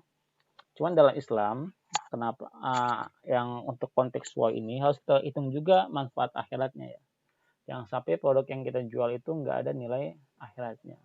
Contohnya gini, teman-teman bisa jual barang dengan mencantumkan label halal, itu pasti ya, ada value di situ. Ada juga berniat untuk menolong orang, people. Kita cari, misalnya kita bikin rambutan goreng dengan memberdayakan masyarakat sekitar, atau ibu-ibu rumah tangga yang ingin membantu suaminya, yang suaminya kekurangan dari segi pendapatan. Itu juga bagian daripada usaha kita untuk menabung di akhirat. Atau juga bisa kita sebutkan di produknya itu, di label produknya itu kita sebutkan 5% atau 10% dari keuntungan usaha ini untuk anak yatim, untuk pembangunan pesantren gitu ya. Itu juga bisa menjadi bagian dari promosi ya. Oh, ternyata produk ini punya nilai sosialnya juga loh gitu, di kalangan mahasiswa. Tapi itu harus benar-benar dipraktekkan ya. Kalau skalanya kecil, mungkin bisa dibahasakan seperti ini. Kalau seandainya sudah terkumpul 50.000, misalkan ada produk jilbab contohnya. Jilbab itu harganya katakanlah 100.000. Untung per produk itu sekitar 10.000 atau sekitar 20.000 lah bahasa gampangnya situ. 5% atau 10% dari keuntungan produk ini akan diberikan kepada anak yatim. Berarti setiap ada penjualan satu produk itu ada uang, ada keuntungan sebesar Rp2.000. Bisa juga kita bahasakan. Setiap pembelian produk ini 2.000-nya akan disisihkan untuk, jadi lebih jelas ada angka maksudnya. 2.000-nya akan disumbangkan untuk anak yatim atau pembangunan pesantren atau pembangunan masjid segala macam. 2.000-nya disisihkan. Atau lebih detail lagi, kita bikin SOP di perusahaan. Nanti kalau seandainya dari 2.000 ini sudah terkumpul 50.000, artinya sudah ada 25 jilbab yang terjual, lalu akan langsung ditransfer ke pihak yang membutuhkan. Seperti itu. Itu juga bisa. Ya, jadi makin detail prosedurnya makin bagus. Ya. Nah, kalau kita sudah punya nilai seperti ini, Islam seperti ini, baru kita bisa buat visi dan misi ya. Jadi visi misi ini penting untuk sustainability perusahaan. Jadi kalau kita nggak punya visi misi, itu jarang perusahaan yang akan sustainable ya. Visi misi ini kayak semacam guide atau panduan bagi kita mau kemana nih. Nah, visi misi UIN Jambi misalnya ingin menjadi kampus yang ternama di tingkat internasional misalnya. Itu adalah visi jauh ke depannya. Sama kita mau jual rambutan goreng, saya ingin rambutan goreng ini menjadi produk yang disukai atau bahkan menjadi makanan khas oleh Indonesia di luar negeri gitu kan. Rambutan goreng kita produksi di Jambi, ya, kita produksi di Jambi, tapi kita pengen skalanya nih dikenal oleh seluruh masyarakat Indonesia, dan akhirnya kalau orang luar negeri datang ke Indonesia, itu yang dibeli adalah rambutan goreng dari Jambi. Itu akan menjadi ciri khas ya. Itu visi jadinya jangka panjang. Artinya dia go global seperti itu.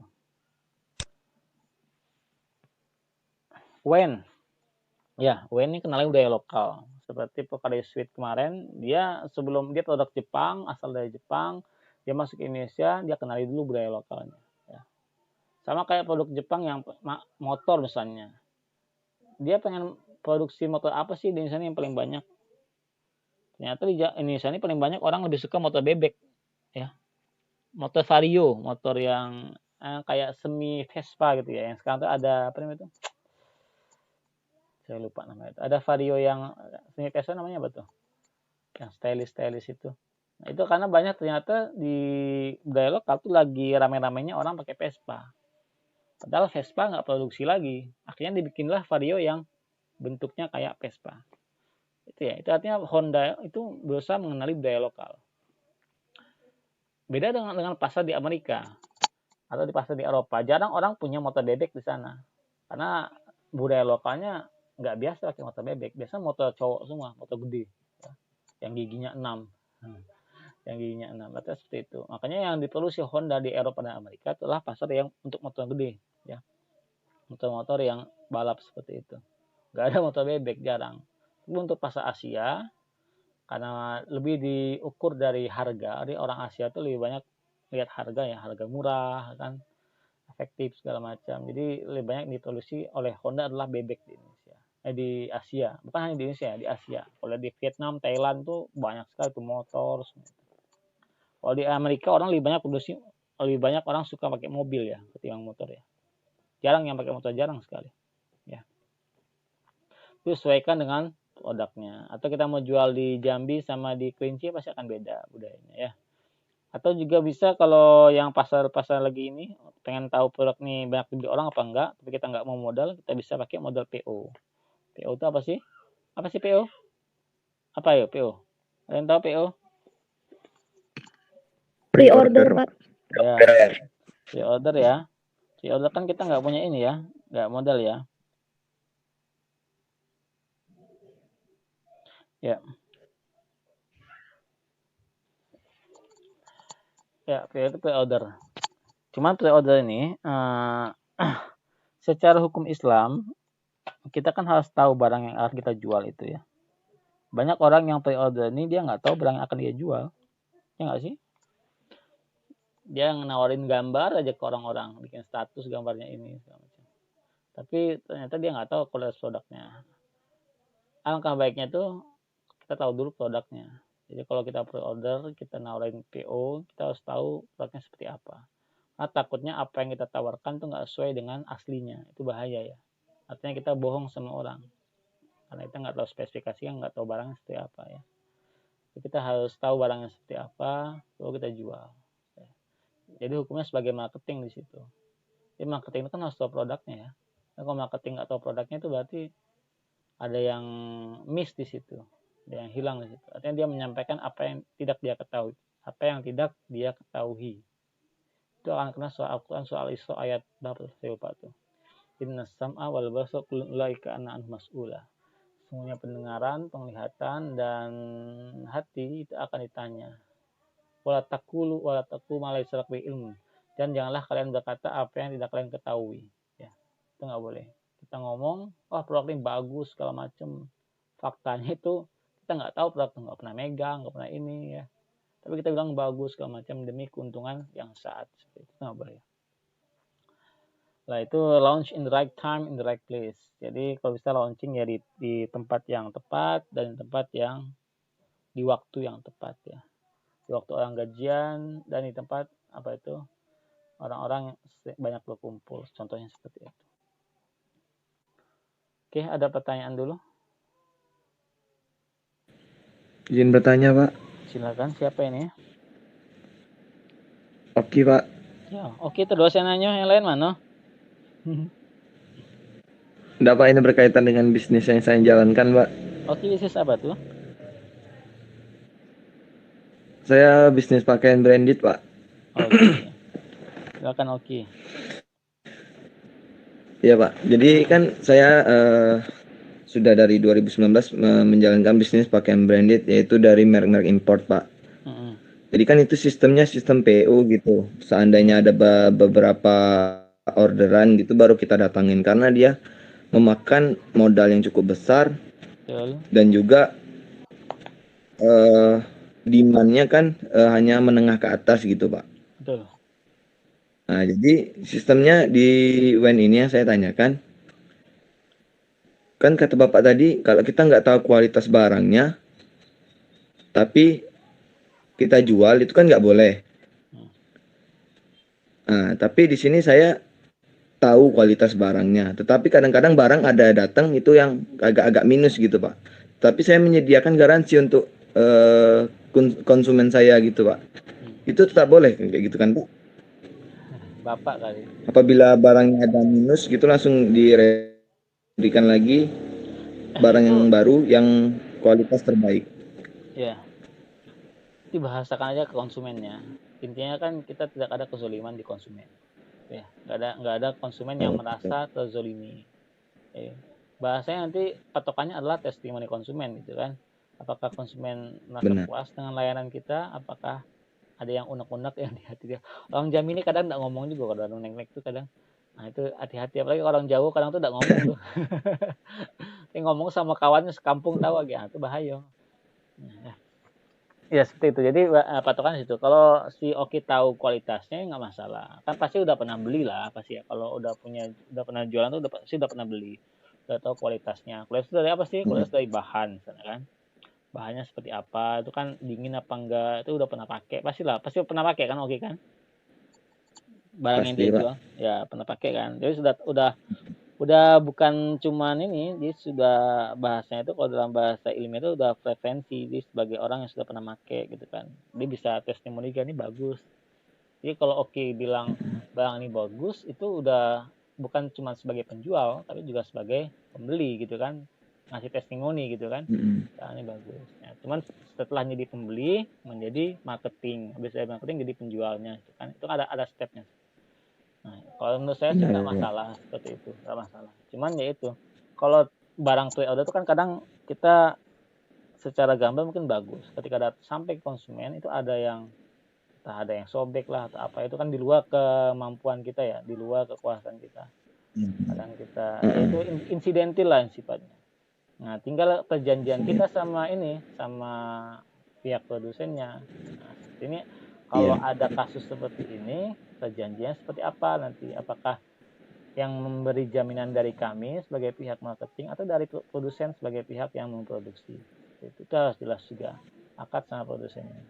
Karena kalau Oki semua yang nanggung, rugi juga Oki nanti tuh. Kalau misalnya ada rusak, nanggung, rugi. Ini harus dibahasakan aja gitu ya, dibahasakan aja. Mungkin ini kalau ada pihak yang ini, karena kita kan bantu dia jualan juga kan. Kita kan bantuin ini, jadi bahasakan aja ke dia.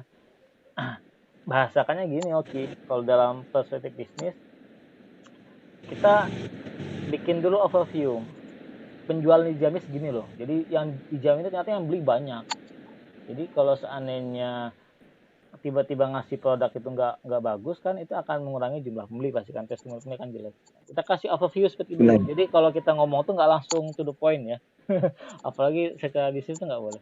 Jadi bukan nggak boleh sih, Nggak ini boleh. cuman etikanya aja. Jadi kita bikin Ya. bikin statistiknya dulu kan mahasiswa nih. Oh ternyata tingkat penjualnya selama ini per bulan meningkat segala macam. Nah, tiba-tiba ada kasus barang jelek nih. Nah ini akhirnya ada testimoni yang buruk seperti ini. Nah kami butuh jaminan dari perusahaan agar kami bisa menjual dengan lebih baik gitu bahasanya. Ini secara rentang waktu udah bagus nih penjualannya. Tapi ada kasus seperti ini sehingga ada testimoni yang saya kira akan mengkhawatirkan tingkat penjualan yang akan datang. Bahasanya gitu, oke. Nanti bahasakan ke sana. Nanti kalau mau pernikahannya lebih baik, kita harus lebih baik lagi. Apa tuh? Harus ada jaminan untuk konsumen. Jangan saya jamin. Kalau saya mikirin jaminan juga nanti saya juga akan terganggu untuk menjualnya. Ya bahasakan seperti itu dulu. Kita bahasakan potensinya dulu ke produsen. Jadi kalau mereka melihat, oh ini potensinya bagus nih, jadi saya harus ngasih jaminan. Jangan langsung mereka nggak tahu kita pasalnya seperti apa, kita ngomong langsung minta jaminan, biasanya itu mereka kurang menanggapi. Nah, kita aja oke. Saran dari saya oke ya. Iya, siap. Ada pertanyaan lagi? Oke. Oke, ini waktunya sampai jam 9.30 ya. Nah, abis ini soalnya ngajar lagi saya. Sesi kedua. Kelas lain, kelas B ya. Oke, selanjutnya pemasaran dalam Islam. Kita masuk ke pemasaran dalam Islam. Ya, pemasaran Islam kalau kita lihat dalam bisnis Islam, dalam surah Al-Jumu'ah ayat 10, ini jelas ya. Bahasanya adalah apabila telah ditunaikan sholat. Artinya sholat dulu nih, doa dulu. Minta rezeki dulu sama Allah. Atau sholat, kalau di pagi hari kan kita sholat duha dulu. Jadi ada satu hadis yang menyebutkan bahwa sesungguhnya setiap organ tubuh manusia, sendi dalam manusia ini harus disedekahkan. Karena ini kan punya Allah semuanya. Kan numpang di sini. Dan sholat duha itu bisa membayar sedekahnya semua. Jadi sedekah sendi-sendi kita ini udah bisa dibayar dengan sholat duha. Artinya orang sholat duha itu lebih sehat secara moral ya. Dan sholat duha juga itu juga salah satu pengundang rezeki ya. Kita sholat dulu, minta dulu sama Allah, ya Allah berkahilah saya di hari ini, baru kemudian bertebaranlah di kamu bumi, mencari rezeki dan usaha yang halal ya. Dan ingatlah, ini ada 3 poin dalam ayat ini. Pertama doa dulu, setelah itu bertebar, baru kita berikhtiar mencari rezeki. Yang ketiga adalah ingatlah Allah banyak-banyak supaya kamu beruntung. Kalau kita mau untung usaha kita, berarti banyak zikir berarti ini. Kalau dalam ayatnya ya, zikirlah banyak-banyak agar kita beruntung ya. Ada kisah unik ya, saya mau sedikit cerita. Ada di zaman tabi'in, itu salah satu orang biasa nggak terkenal gitu. Dia pedagang roti. Cuman dia dari sejak dia menikah, dia punya suatu amalan rutin yang dia lakukan. Dia selalu berzikir. Berzikir itu gimana? Dia selalu mengucapkan astagfirullahaladzim wa atubu ilaik. Astagfirullahaladzim wa atubu ilaik. Dia kalau nggak ngomong, dia mulutnya berzikir. Kalau nggak ada orang yang ngajak dia ngomong, dia mulutnya berzikir. Zikir terus. Nah, suatu saat ada salah seorang imam, namanya itu Imam Ahmad bin Hambal. Kalau teman-teman kenal kan ada namanya itu 4 mazhab dalam Islam. Ada mazhab Hanafi, Maliki, Syafi'i, dan Hambali. Nah, ini zamannya Hambali. Hambali ini orang terkenal. Di seantero semenanjung Arab kenal semua orang dengan Hambali. Cuman, zaman itu, bayangkan ya, zaman itu tuh nggak ada foto, nggak ada sosial media. Jadi walaupun orang yang terkenal, tapi orang nggak tahu orangnya seperti apa. Sapi itu terkenal, tapi banyak orang yang nggak tahu wajah sapi itu seperti apa, nggak ada yang tahu. Karena waktu rata-rata ulama tuh nggak mau digambar juga wajahnya, digambar secara pensil tuh nggak mau juga. Nah suatu ketika pedagang ini dia tuh pengen banget ketemu sama ulama besar ini, namanya Imam Hambali, pengen banget ketemu sama dia. Dia akhirnya Imam Hambali ini tiba-tiba suatu ketika dia kan asalnya tuh dari ini ya, dari Damaskus, Syam. Tiba-tiba dia pengen sekali berangkat ke Baghdad. Nggak tahu hatinya tiba-tiba tergerak aja. Nggak ada angin, nggak ada hujan, nggak ada urusan juga. Dia pengen pergi ke Baghdad, Irak. Jauh tuh jaraknya ya. Dari Yordania sampai ke Irak itu jauh sekali. Perjalanan hampir 1 bulan. Sampai ke Irak, tiba-tiba Dia kan nggak punya saudara di situ, nggak ada yang kenal juga sama dia. Kenal wajah ya maksud Naik saya. unta, Pak. Ya, naik unta. Nggak ada yang kenal wajah sama beliau tuh, padahal beliau terkenal nih orangnya. Habis sholat di masjid, sholat isya di masjid, beliau pengen tidur gitu kan. Qadarullah, ketika mau tidur di masjid, takmir masjidnya galak. Kan masjid ini nggak boleh ditinggalin sama orang. Ini kalau jam habis sholat isya ditutup pagarnya gitu. Ada kan gitu kan, di Jambi juga banyak masjid kayak gitu. Jadi nggak boleh ada orang yang nginep di masjid. Akhirnya Imam Ahmad bin Hambal ini ketika dia mau tidur di masjid diusir sama itu. Akhirnya dia keluar tidur di pekarangan juga nggak boleh. Ini pagarnya mau saya tutup, kamu nggak boleh. Silakan kamu cari penginapan segala macam. Akhirnya imamnya keluarlah dengan ontanya. Keliling-keliling, kalau udah malam sepi kan, nggak ada orang gitu kan. Tiba-tiba ada orang, rumahnya masih hidup, lampunya masih hidup. Dia keluar dari rumah itu dan menyapa ulama. Wahai Syekh, Syekh itu bukan, kalau dalam bahasa Arab kan artinya orang yang dituakan ya, Syekh. Hai Syekh, silakan Anda mau kemana gitu kan? Saya mau cari penginapan, tapi saya nggak punya uang, nggak punya saudara di sini. Ya udah kata orang itu, silakan nginep di rumah saya aja. Nah, ternyata orang yang mengajak Syekh ini ke rumahnya itu adalah penjual roti tadi.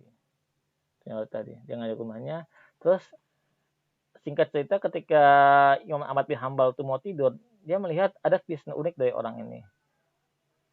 Wahai pemuda, bukan pemuda sih, dia udah tua juga, umur 40-an ya, 40-an. Ditanyalah, diajak ngomong segala macam, kamu dari mana, asal dari siapa segala macam.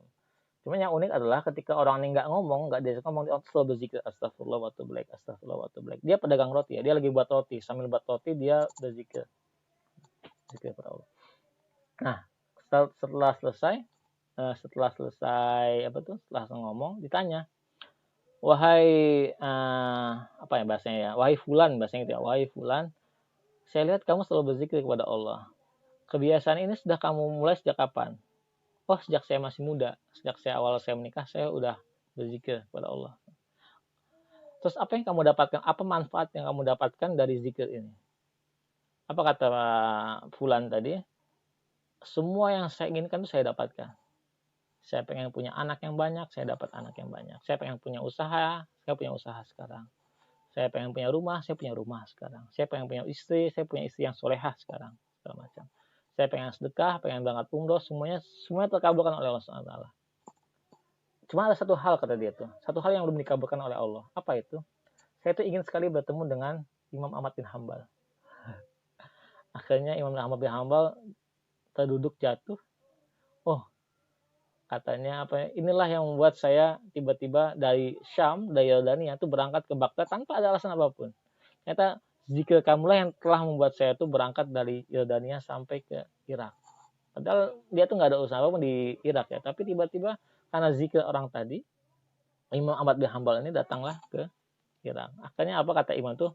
Ketahuilah wahai fulan, sesungguhnya saya adalah Ahmad bin Hambal, orang yang ingin kamu temui. Makanya mereka semua sama-sama bersyukur kepada Allah SWT.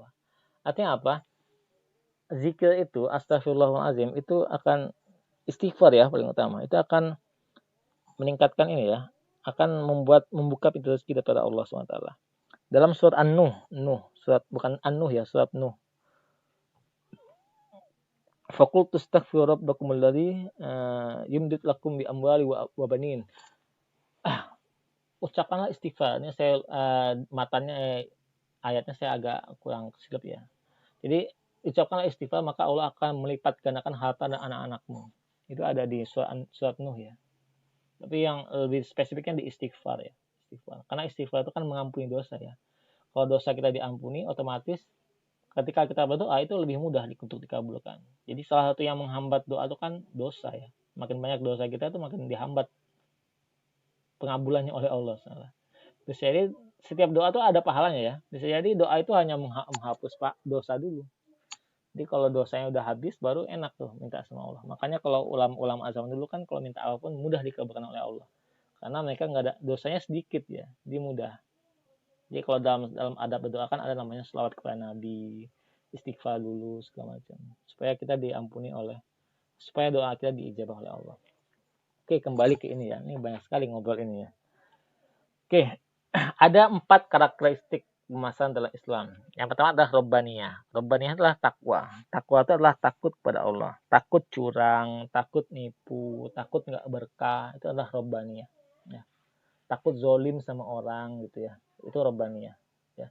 Karena dalam Islam kalau lihat pertanyaan yang kedua itu kan kenapa sih dalam ada hadis Nabi yang disebutkan saya explore-kan di diskusi grup ya. Itu silakan dibahas ya. Nanti saya tanggapi aja nanti di akhir sesi. Silakan diskusi di e-learning kalau yang bisa buka. Itu ada hadis yang menunjukkan bahwasanya tempat yang paling dibenci oleh Allah adalah pasar ya. Karena di pasar itu banyak riba, tipu menipu, segala macam ya. Yang itu membuat pasar menjadi tempat awal mulanya maksiat. Makanya Allah benci. Sedangkan masjid adalah tempat yang Allah paling suka karena itu adalah awal mulanya banyak orang bertobat dan mendekatkan diri kepada Allah. Karakteristik kedua itulah wakinya, realistis ya. Ya nggak terlalu besar juga lah kita kita jualan segini untungnya segini ya, realistis. Akhlakiyah, punya etika ya, jadi tidak memaksakan kehendak, tidak ikroh ya. Baiul ikroh itu nggak boleh juga ya. Baiul ikroh itu kita membeli barang untuk orang yang kepepet. Karena gini, ada orang kepepet pengen jual motor untuk biaya orang tuanya sakit misalnya ya. Motor itu dia hargai dengan harga katakanlah 4 juta sampai 5 juta lah, bahasa gampang itu 5 juta. Karena tahu dia lagi kepepet, kita turun harganya jadi 3 juta. Udahlah, karena kan kepepet juga lah, saya belilah motor kamu dengan 3 juta gitu kan. Karena tahu dia kepepet, akhirnya dijual dengan harga 3 juta. Padahal dalam hatinya itu nggak ridho dengan dia jual dengan harga segitu. Dia ridho dengan harga 4 sampai 5 juta seperti itu. Nah, itu nggak boleh ya. Kalau kita sampai nurunkan harganya sampai di bawah standar karena dia kepepet itu nggak boleh. Malah sebenarnya kalau dalam seorang muslim etikanya adalah membantu ya. Dia mau jual motor dengan harga 5 juta. Yang baik adalah kita membeli dengan harga 5 juta juga. Seperti itu. Atau kita tawar tapi dengan harga yang tidak terlalu jauh dari harga yang dia tawarkan. Seperti itu ya. Yang keempat adalah insaniah, humanis ya. Jadi manusiawi ya. Ini kalau nawar harga jangan yang manusiawi juga gitu ya. Jadi kalau manusia juga sama seperti ini ya. Jadi yang dijual itu juga yang dipasarkan adalah barang-barang yang dibutuhkan oleh manusia, yang bermanfaat bagi manusia. Kayak rokok kan nggak ada manfaatnya untuk manusia itu. Ya, yang masih merokok nih ya, tobatlah segera ya. Nggak ada manfaat, kasihan juga uang orang tua kan habis buat rokok ya. Ya. Oke, tuh pemasaran. Oke, ini sudah tadi ya. Sudah. Nggak mau jalan. Oke, ada pertanyaan dulu. Oke. Selanjutnya ada analisis potensi pasar ya. Apa sih yang kita analisis untuk melihat potensi pasar? Pertama adalah harga. Harganya kisaran berapa sih kita mau jualan? Kayak tadi jualan kaos. Untuk kalangan menengah ke atas tuh kisaran harganya berapa sih? Yang mampu mereka beli. Gitu. Itu harus kita analisa. Nah, kita lihat dari pesaing mereka jual harga yang berapa gitu, kisarannya berapa ya. Itu harus kita ini. Produknya seperti apa? Kalau kayak kaos berarti kualitas kainnya yang biasa mereka pakai apa ya. Atau desain kalau kita mau pasarkan misalnya kaos khas Jambi misalnya. Desain yang banyak diminati oleh masyarakat Jambi itu apa? Bisa dilihat. Terus mereka pasarnya lewat apa aja? Apakah lewat digital juga? Apakah hanya lewat toko saja? Tokonya pun seperti apa? Ya. Distribusinya seperti apa nanti? Distribusi ke channelnya seperti apa? Atau apakah kita bikin reseller atau bikin dropshipping ya, segala macam itu beda. Lalu ke konsumen ya. Konsumen itu nanti ada purna jual lah, ada layanan namanya layanan purna jual. Jadi setelah mereka membeli itu kita harus bikin engagement bahasanya itu, atau buat ikatan atau connection dengan mereka. Jadi jangan sampai konsumen yang sudah beli itu lepas ya. Karena konsumen yang sudah beli itu bisa menjadi marketing bagi kita ya kalau mereka puas. Ya, seperti Oki tadi dia puas dengan produk kaos impor tadi, dia bisa menjadi marketing bagi produsen yang ada di sana seperti itu. Metodenya itu bisa survei, post group discussion nih kalau metode ilmiahnya ya. bisa observasi. Survei bisa melalui kuesioner, bisa Google Form ya. FGD bisa ketemu sama direkturnya, pemasarannya, atau marketingnya dari tiap toko ya. Observasi bisa kita sendiri yang observasi ke lapangan. Oke, ada pertanyaan dulu. Assalamualaikum Pak, saya izin bertanya. Silakan, nama siapa? Nama saya Nindya Putri Amara. Saya ingin bertanya Pak, di pasar online tuh kan lalu lintas pasar sangat penting untuk meningkatkan pengunjung di pasar online tersebut. Beberapa hari ini saya melihat beberapa toko tuh membayar orang Pak, membayar tuh untuk mereview produknya, padahal tuh kan orang yang dibayar tuh sama sekali enggak make produknya. Nah, kalau di dalam Islam itu hukumnya gimana Pak? Apakah itu sama dengan menipu atau ya sekedar kayak promosi aja gitu lewat orang-orang? Terima kasih Pak. Mereview produk ya. Dan mereka dibayar ya orang yang mereview itu ya. Mereview bagus Pak. Mereviewnya pasti bagus ya. Ada nggak mereviewnya jelek? Kalau jelek nggak dibayar Pak. Ya berarti itu nggak objektif ya. Kalau mereview itu bagusnya kan, lihat deh. Kalau teman-teman lihat film di Hollywood, itu ada namanya IMDb kalau nggak salah tuh. Ada review film. Jadi itu mereka sangat objektif untuk mereview. Jadi untuk mereview itu biasanya emang nggak dibayar ya. Biasanya nggak dibayar. Mereka bebas. Kalau dibayar jadinya jadinya nggak objektif. Reviewnya itu jadi nggak objektif. Sama kayak ini. Ada namanya kalau di pasar modal ada namanya tuh lembaga rating pasar saham rating saham di pasar modal. Itu dibayar sama perusahaan sahamnya. Angkanya kayak kemarin ada kasus krisis di Amerika. Itu kan saham yang bodong itu reviewnya bagus. A+ gitu, A+, AA3 gitu. Sama perusahaan standar apa itu. Itu reviewnya bagus, tapi ternyata selang beberapa bulan kemudian ternyata bodong tuh saham. Artinya apa? Kalau reviewernya dibayar sama orang yang mereview itu jadi nggak objektif. Ya artinya dia ya ngasih review sesuai pesanan, bahasanya gitu ya. Ngasih review akan sesuai pesanan. Beda sama kayak kasus film Hollywood ini, saya dulu masih muda sering nonton ya. Kalau sama sekarang alhamdulillah udah setiap nikahnya agak tobat nonton. Zaman dulu tuh masih sering nonton, saya lihat tuh ada namanya IMDb. Itu bagus sekali. Dia mereview film tuh secara belak-belakan gitu ya. Kasar banget, tapi ilmiah. Mereka dijelaskan secara ilmiah. Oh, film ini bagusnya di sini, keunggulannya ini, kelemahannya ini. Layak tonton apa enggak? Ya, macam-macam. Dan itu di review secara objektif. Dan itu bagus sekali. Karena orang jadi nilai, ini layak dibaca apa enggak. Atau ada namanya kalau buku ya. Kalau lihat di website namanya goodreads.com. Itu bagus sekali. Itu bisa untuk mereview bukunya layak di ini apa enggak. Jadi gini ya, namanya tadi siapa? Si Oki ya? Siapa namanya? Anindya Pak. Hah? Siapa? Anindya Putri ya. Jadi gini, di Indonesia, kalau yang saya lihat ya, Anindya Putri ya. Di Indonesia nih, awalnya lembaga review itu awalnya dia objektif. Awalnya ya, rata-rata yang lembaga review itu objektif. Misalnya review mobil, review mobil kan banyak tuh ya, yang review mobil banyak tuh. Di YouTube juga banyak saya lihat tuh, yang mereview mobil, bahkan sampai mereview tokonya, tokonya itu, dealer yang mobil bekas tuh ada yang mereview juga tuh saya lihat di YouTube. Dan mereka biasanya cenderung lebih objektif karena mereka nggak dibayar. Ya, kalau dibayar itu pasti nggak objektif. Menurut saya itu nggak bagus. Rata-rata orang yang YouTuber yang kerjaannya mereview mobil atau mereview produk tertentu gitu ya, mereka punya pendapatan sendiri dari jumlah kunjungan gitu ya, YouTube-nya ya, segala macam. Kalau mereka sudah punya pegangan pendapatan sendiri, biasanya mereka nggak minta bayaran lagi. Karena kalau seandainya mereka udah nggak objektif, mereka akan ditinggalkan oleh pasar mereka. Reviewer itu sebenarnya bukan lembaga review ya, atau website yang menawarkan review itu nilai jualnya saat mereka objektif. Kalau mereka nggak objektif itu nggak menjual lagi.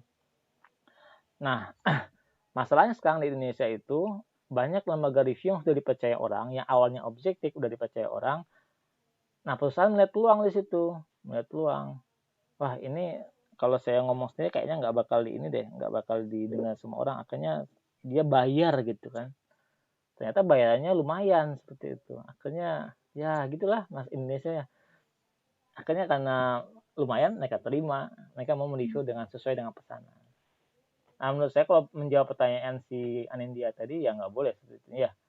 Jadi nggak objektif seperti itu ya. Bagusnya reviewer itu dia punya pendapatan sendiri. Ya, sama kayak BPK, Badan Pengawas Keuangan. Ketika dia bilang, oh daerah ini laporan keuangan nggak jelas nih. Nah, kalau Jakarta laporan keuangannya bagus segala macam. BPK itu dia dibayar sama pusat, makanya dia suka-suka dia aja menilai pemerintah daerah. Karena pemerintah daerah nggak bayarin dia gitu. Tapi kalau pemerintah daerah bayar dia, wah itu jadi nggak objektif nantinya penilaiannya. Gitu ya. Oke, terjawab ya? Iya, Pak. Halo? Terima Ya. kasih, Pak. Sama-sama. Oke, selanjutnya ada namanya analisis 7P sama 4P ya. Dulu kalau kita kenal dalam marketing namanya 4P ya. 4P itu ada product, price, place, sama promotion. Tapi kalau dalam zaman sekarang ada namanya itu 7 ya. 7P. 7P ini lebih banyak digunakan oleh perusahaan yang bergerak di bidang jasa ya.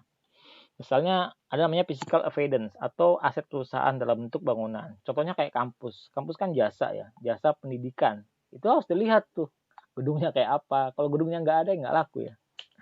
Nggak, orang ragu gitu, bukan nggak laku ya. Ragu sama nih kampusnya ada apa enggak gitu ya. Asalnya physical evidence. Jasa. Bank gitu ya. Bank kan jasa keuangan. Terus ada bentuknya tuh. Harus bagus juga, layanan dalamnya jelas. Rumah makan juga. Walaupun dia produk, karena dia menawarkan jasa orang makan di tempat gitu kan. Dia harus mendesain rumah makannya untuk orang, menarik untuk orang datang. Sama kayak kafe, segala macam. Itu kalau physical evidence dari luar orang udah gak menarik, orang malas datang gitu ya. People juga sama. People itu adalah karyawannya atau SDM-nya. Nanti kita akan lebih detail di manajemen aspek SDM-nya nanti ya. Karyawan ini penting ya, karena karyawannya adalah bagian dari apa ya? Terus usaha kita bakal jalan apa enggak? Atau partner kita kalau kita mau bisnis dari awal, partner kita ini bagus apa enggak? Ya, kita harus kenal dulu nih. Kalau saya bilang tadi tuh lewat yang pertemuan kemarin bisa kita kenal orang dari 3 hal. Kita coba kasih dia amanah, kasih dia kita pernah coba jual beli sama dia, atau kita pernah mabit bareng sama dia, traveling bareng gitu. Itu akan kelihatan aslinya orang itu. Yang ketiga adalah proses yang baru ini ya, selain yang disampaikan di awal. Proses itu bagaimana proses itu berjalan dari hulu ke hilir, supply chain dalam bahasa produksi. Ini kita banyak dibahas di manajemen produksi. Itu supply chain-nya apa? Dari hulu, dari dia produksi barang, sampai barang itu jadi, sampai ke tangan konsumen, sampai ke pengguna jual, sampai dia balik lagi, sampai keuntungan itu balik jadi modal. Itu harus ada proses yang jelas. Ya, makin jelas proses tersebut, makin bagus. Dalam Islam ada namanya value ya. Value itu adalah nilai. Setiap ini harus punya nilainya. Produk itu harus halal. Place-nya juga harus bersih ya. Price-nya juga tidak boleh terlalu di bawah harga pasar. Jadi nggak boleh harga terlalu murah, itu nggak boleh ya. Harga terlalu murah itu akan merusak harga. Sama kayak harga ini. Dulu awal-awal Grab sama Gojek itu harganya murah sekali. Itu kan mematikan pasarnya tukang Gojek pengkolan. Ya. Itu nggak boleh. Kalau kita lihat di zamannya Umar bin Khattab, Umar pernah mengusir orang seperti itu ya. Ketika dia menjual harga di bawah harga pasar, diusir sama Umar. Naikkan hargamu atau kamu pindah dari pasar kami. Bahasa Umar seperti itu. Ya, itu nggak boleh. Maksimal orang tuh boleh menekan harga tuh tetap harus ada keuntungan ya. Abdurrahman Auf itu kenapa dia menjadi pedagang yang sukses? Salah satu tipsnya adalah dia menjual barang itu dengan keuntungan yang sangat minim.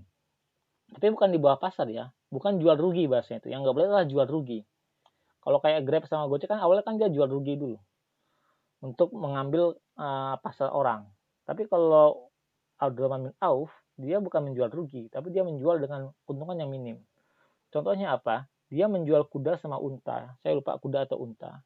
Itu sesuai, misalnya dia beli modalnya tuh, dia katakanlah gampangnya ya, dia beli unta dengan harga 50 juta, katakanlah gitu ya, 50 juta. dia jual paling cuma 50 juta, 10.000 atau 50 juta, 100.000 lah gitu. Jadi dari harga modal dengan keuntungan itu sedikit sekali, tipis sekali. Karena dalam bahasa asarnya, keuntungan daripada Abdurrahman bin Auf itu hanya tali kekangannya saja. Kalau kuda juga hanya yang untung hanya tali kekangannya aja. Jadi kalau dia jual mobil, yang buat dia untung itu bukan mobilnya, tapi spare part-nya yang dia untung itu. Spare part-nya dia jual dengan harga yang sama dengan harga saat dia beli, ya, saat dengan harga modalnya. Tapi dia untung dari spare part-nya. Dia bikin kualitas spare part yang banyak. Atau kalau kayak mainan anak-anak sekarang tuh ada namanya diganti, bisa dimodifikasi segala macam. Dia untungnya dari situ, ya. Jadi pelananya kan banyak ya. Kalau unta kan ada pelananya, ada tali kekangnya, ada kalau kuda juga ada sepatunya segala macam. Nah, itu keuntungannya dari situ. Sama kayak orang jual sepeda ya. Orang jual sepeda mungkin dia beli sepedanya katakanlah 1 juta misalkan. Enggak ada sepeda 1 juta ya. Katakanlah yang bagus tuh sekitar 5 jutaan katakanlah. Dia beli 5 juta, dijual ke pasar 5 juta juga. Tapi dia jual spare part lain yang apa tuh? Yang misalnya kayak jual helm untuk anak sepeda, botol minumnya, atau lampunya, segala macam. Dia untung dari situ. Jadi poin dari Abdurrahman bin Auf adalah dia tuh pengen memaksimalkan cash flow. Jadi bagaimana uang itu cepat berputar. Makin cepat putaran uang, itu makin bagus usahanya. Jadi bukan dia matok dengan harga yang tinggi, tapi yang beli dikit. Jadi patokannya adalah bagaimana barang itu cepat terjual, tapi dia tetap untung, gitu ya. Tetap untung walaupun dengan keuntungan yang minimal. Itu Abdurrahman bin Auf ya. Oke. Ini boleh dicatat ya. Saya ngomong-ngomongnya catat tapi direkam juga nanti soalnya. Oke, ini soalnya slide terakhir ya. Slide terakhir ada namanya segmenting ya. Coba teman-teman lihat ini ya, yang bagian sebelah kiri dari slide ini. Ini bagaimana kita menentukan gap dalam pasar. Gap itu apa ya, ada bagian dari pasar yang belum terjamah. Misalnya ini contohnya mobil di Eropa nih. Di Eropa itu ada namanya mobil sporty, mobil family. Paling atas adalah mobil yang sporty, paling bawah mobil yang family untuk keluarga. Luxury yang mahal, nah yang ini ekonomi yang paling murah ya. Atau kita bahas, nanti saya analogikan dengan yang barang yang biasa kita jual di Jambi misalnya. Soalnya kalau kayak sporty itu paling mahal tuh ada sporty yang dan mahal tuh ada Porsche. Porsche itu paling mahal. Ya. Sedangkan kalau sporty yang murah itu adanya Saint Leon Cupra, saya nggak tahu juga nih. Sama Peugeot nih, Peugeot nih. Ya. Honda Civic itu ya tipenya murah, ya. Dia tipenya murah, tapi dia sporty juga. Sportnya juga sangat kecil ya. Artinya apa? Di sini ada titik. Dari 4 pasar ini, pasar sporty dan murah, ternyata yang paling sedikit mainnya ada di sini, di Porsche sama Audi, di pasar yang sporty tapi mahal. Itu sangat sedikit. Kalau kita bahasakan gini, kalau kayak mobil di Jambi katakanlah, yang paling murah misalnya mobil itu Datsun, nggak salah ya, Datsun Go. Datsun Go itu paling murah. Paling mahal katakanlah Toyota Alphard di sini. Jadi maksud Toyota di sini. Toyota itu berarti di sini, berarti di bawah karena dia family ya, Toyota. Expander dia sporty, berarti di atas, dia mahal. Nah, kita bisa menghitung berapa jumlah pemain yang ada di tiap pemain sini. Ya. Atau kalau kita kayak jilbab misalnya, kita analogikan kayak jilbab. Jilbab tuh ada yang murah, ada yang mahal, luxury mahal ya, dan ekonomi ini murah. Ada jilbab yang mahal banget, ada yang murah banget. Terus juga ada yang kalau kita kurva ke yang tegaknya ini, kita bisa bahasakan jilbab yang paling besar sama jilbab yang paling kecil gitu ya, contohnya gitu ya. Itu kita bisa ini ya, kita bisa lihat dari semua itu ternyata pemainnya yang udah ada berapa ini. Mungkin misalnya di kampus yang sudah dijual di kampus sama teman-teman ini jilbab bagian apa nih? Oh, ternyata yang paling banyak adalah jilbab yang murah dan jilbabnya besar katanya di sini, paling banyak di sini. Karena emang pasarnya paling banyak di situ. Sedangkan jilbab yang mahal dan apa tuh yang besar tuh nggak ada, belum ada. Pasarnya nggak ada, belum banyak yang jualan. Nah, kita bisa mencari gap di situ ya. Itu untuk mencari look for market gaps, itu penting ya. Nah, kita juga bisa membranding ini ya, membranding sama kayak Abdurrahman bin Auf tadi, Itu banyak sekali dia cara brandingnya. Kalau Aura min Allah bisa dari atributnya. Sama kayak Honda ya. Honda itu kenapa dia banyak dibeli sama orang? Mobil Honda sama ini karena spare partnya gampang dicari. Karena spare partnya gampang dicari, nilai jualnya ketika dia dijual bekas itu nggak turun. Ya. Itu orang udah tahu spare partnya gampang nih. Jadi brand sendiri bagi Honda itu ya spare part itu. Sedangkan kayak BMW itu susah juga spare partnya, tapi dia punya prestis. Prestis itu ya ini ya, itu untuk menang ke atas ya. Untuk prestisnya itu lumayan ini, bagus. Terus juga ada yang ini, yang dia brandingnya dengan harga ya. Misalnya kayak produk Cina, Wuling gitu ya. Mobil, saya ngomongin mobil dulu ya. Produk Cina itu Wuling itu kan murah ya. Ada juga yang sifatnya manfaat, benefit. Misalnya kayak Daihatsu, Expander.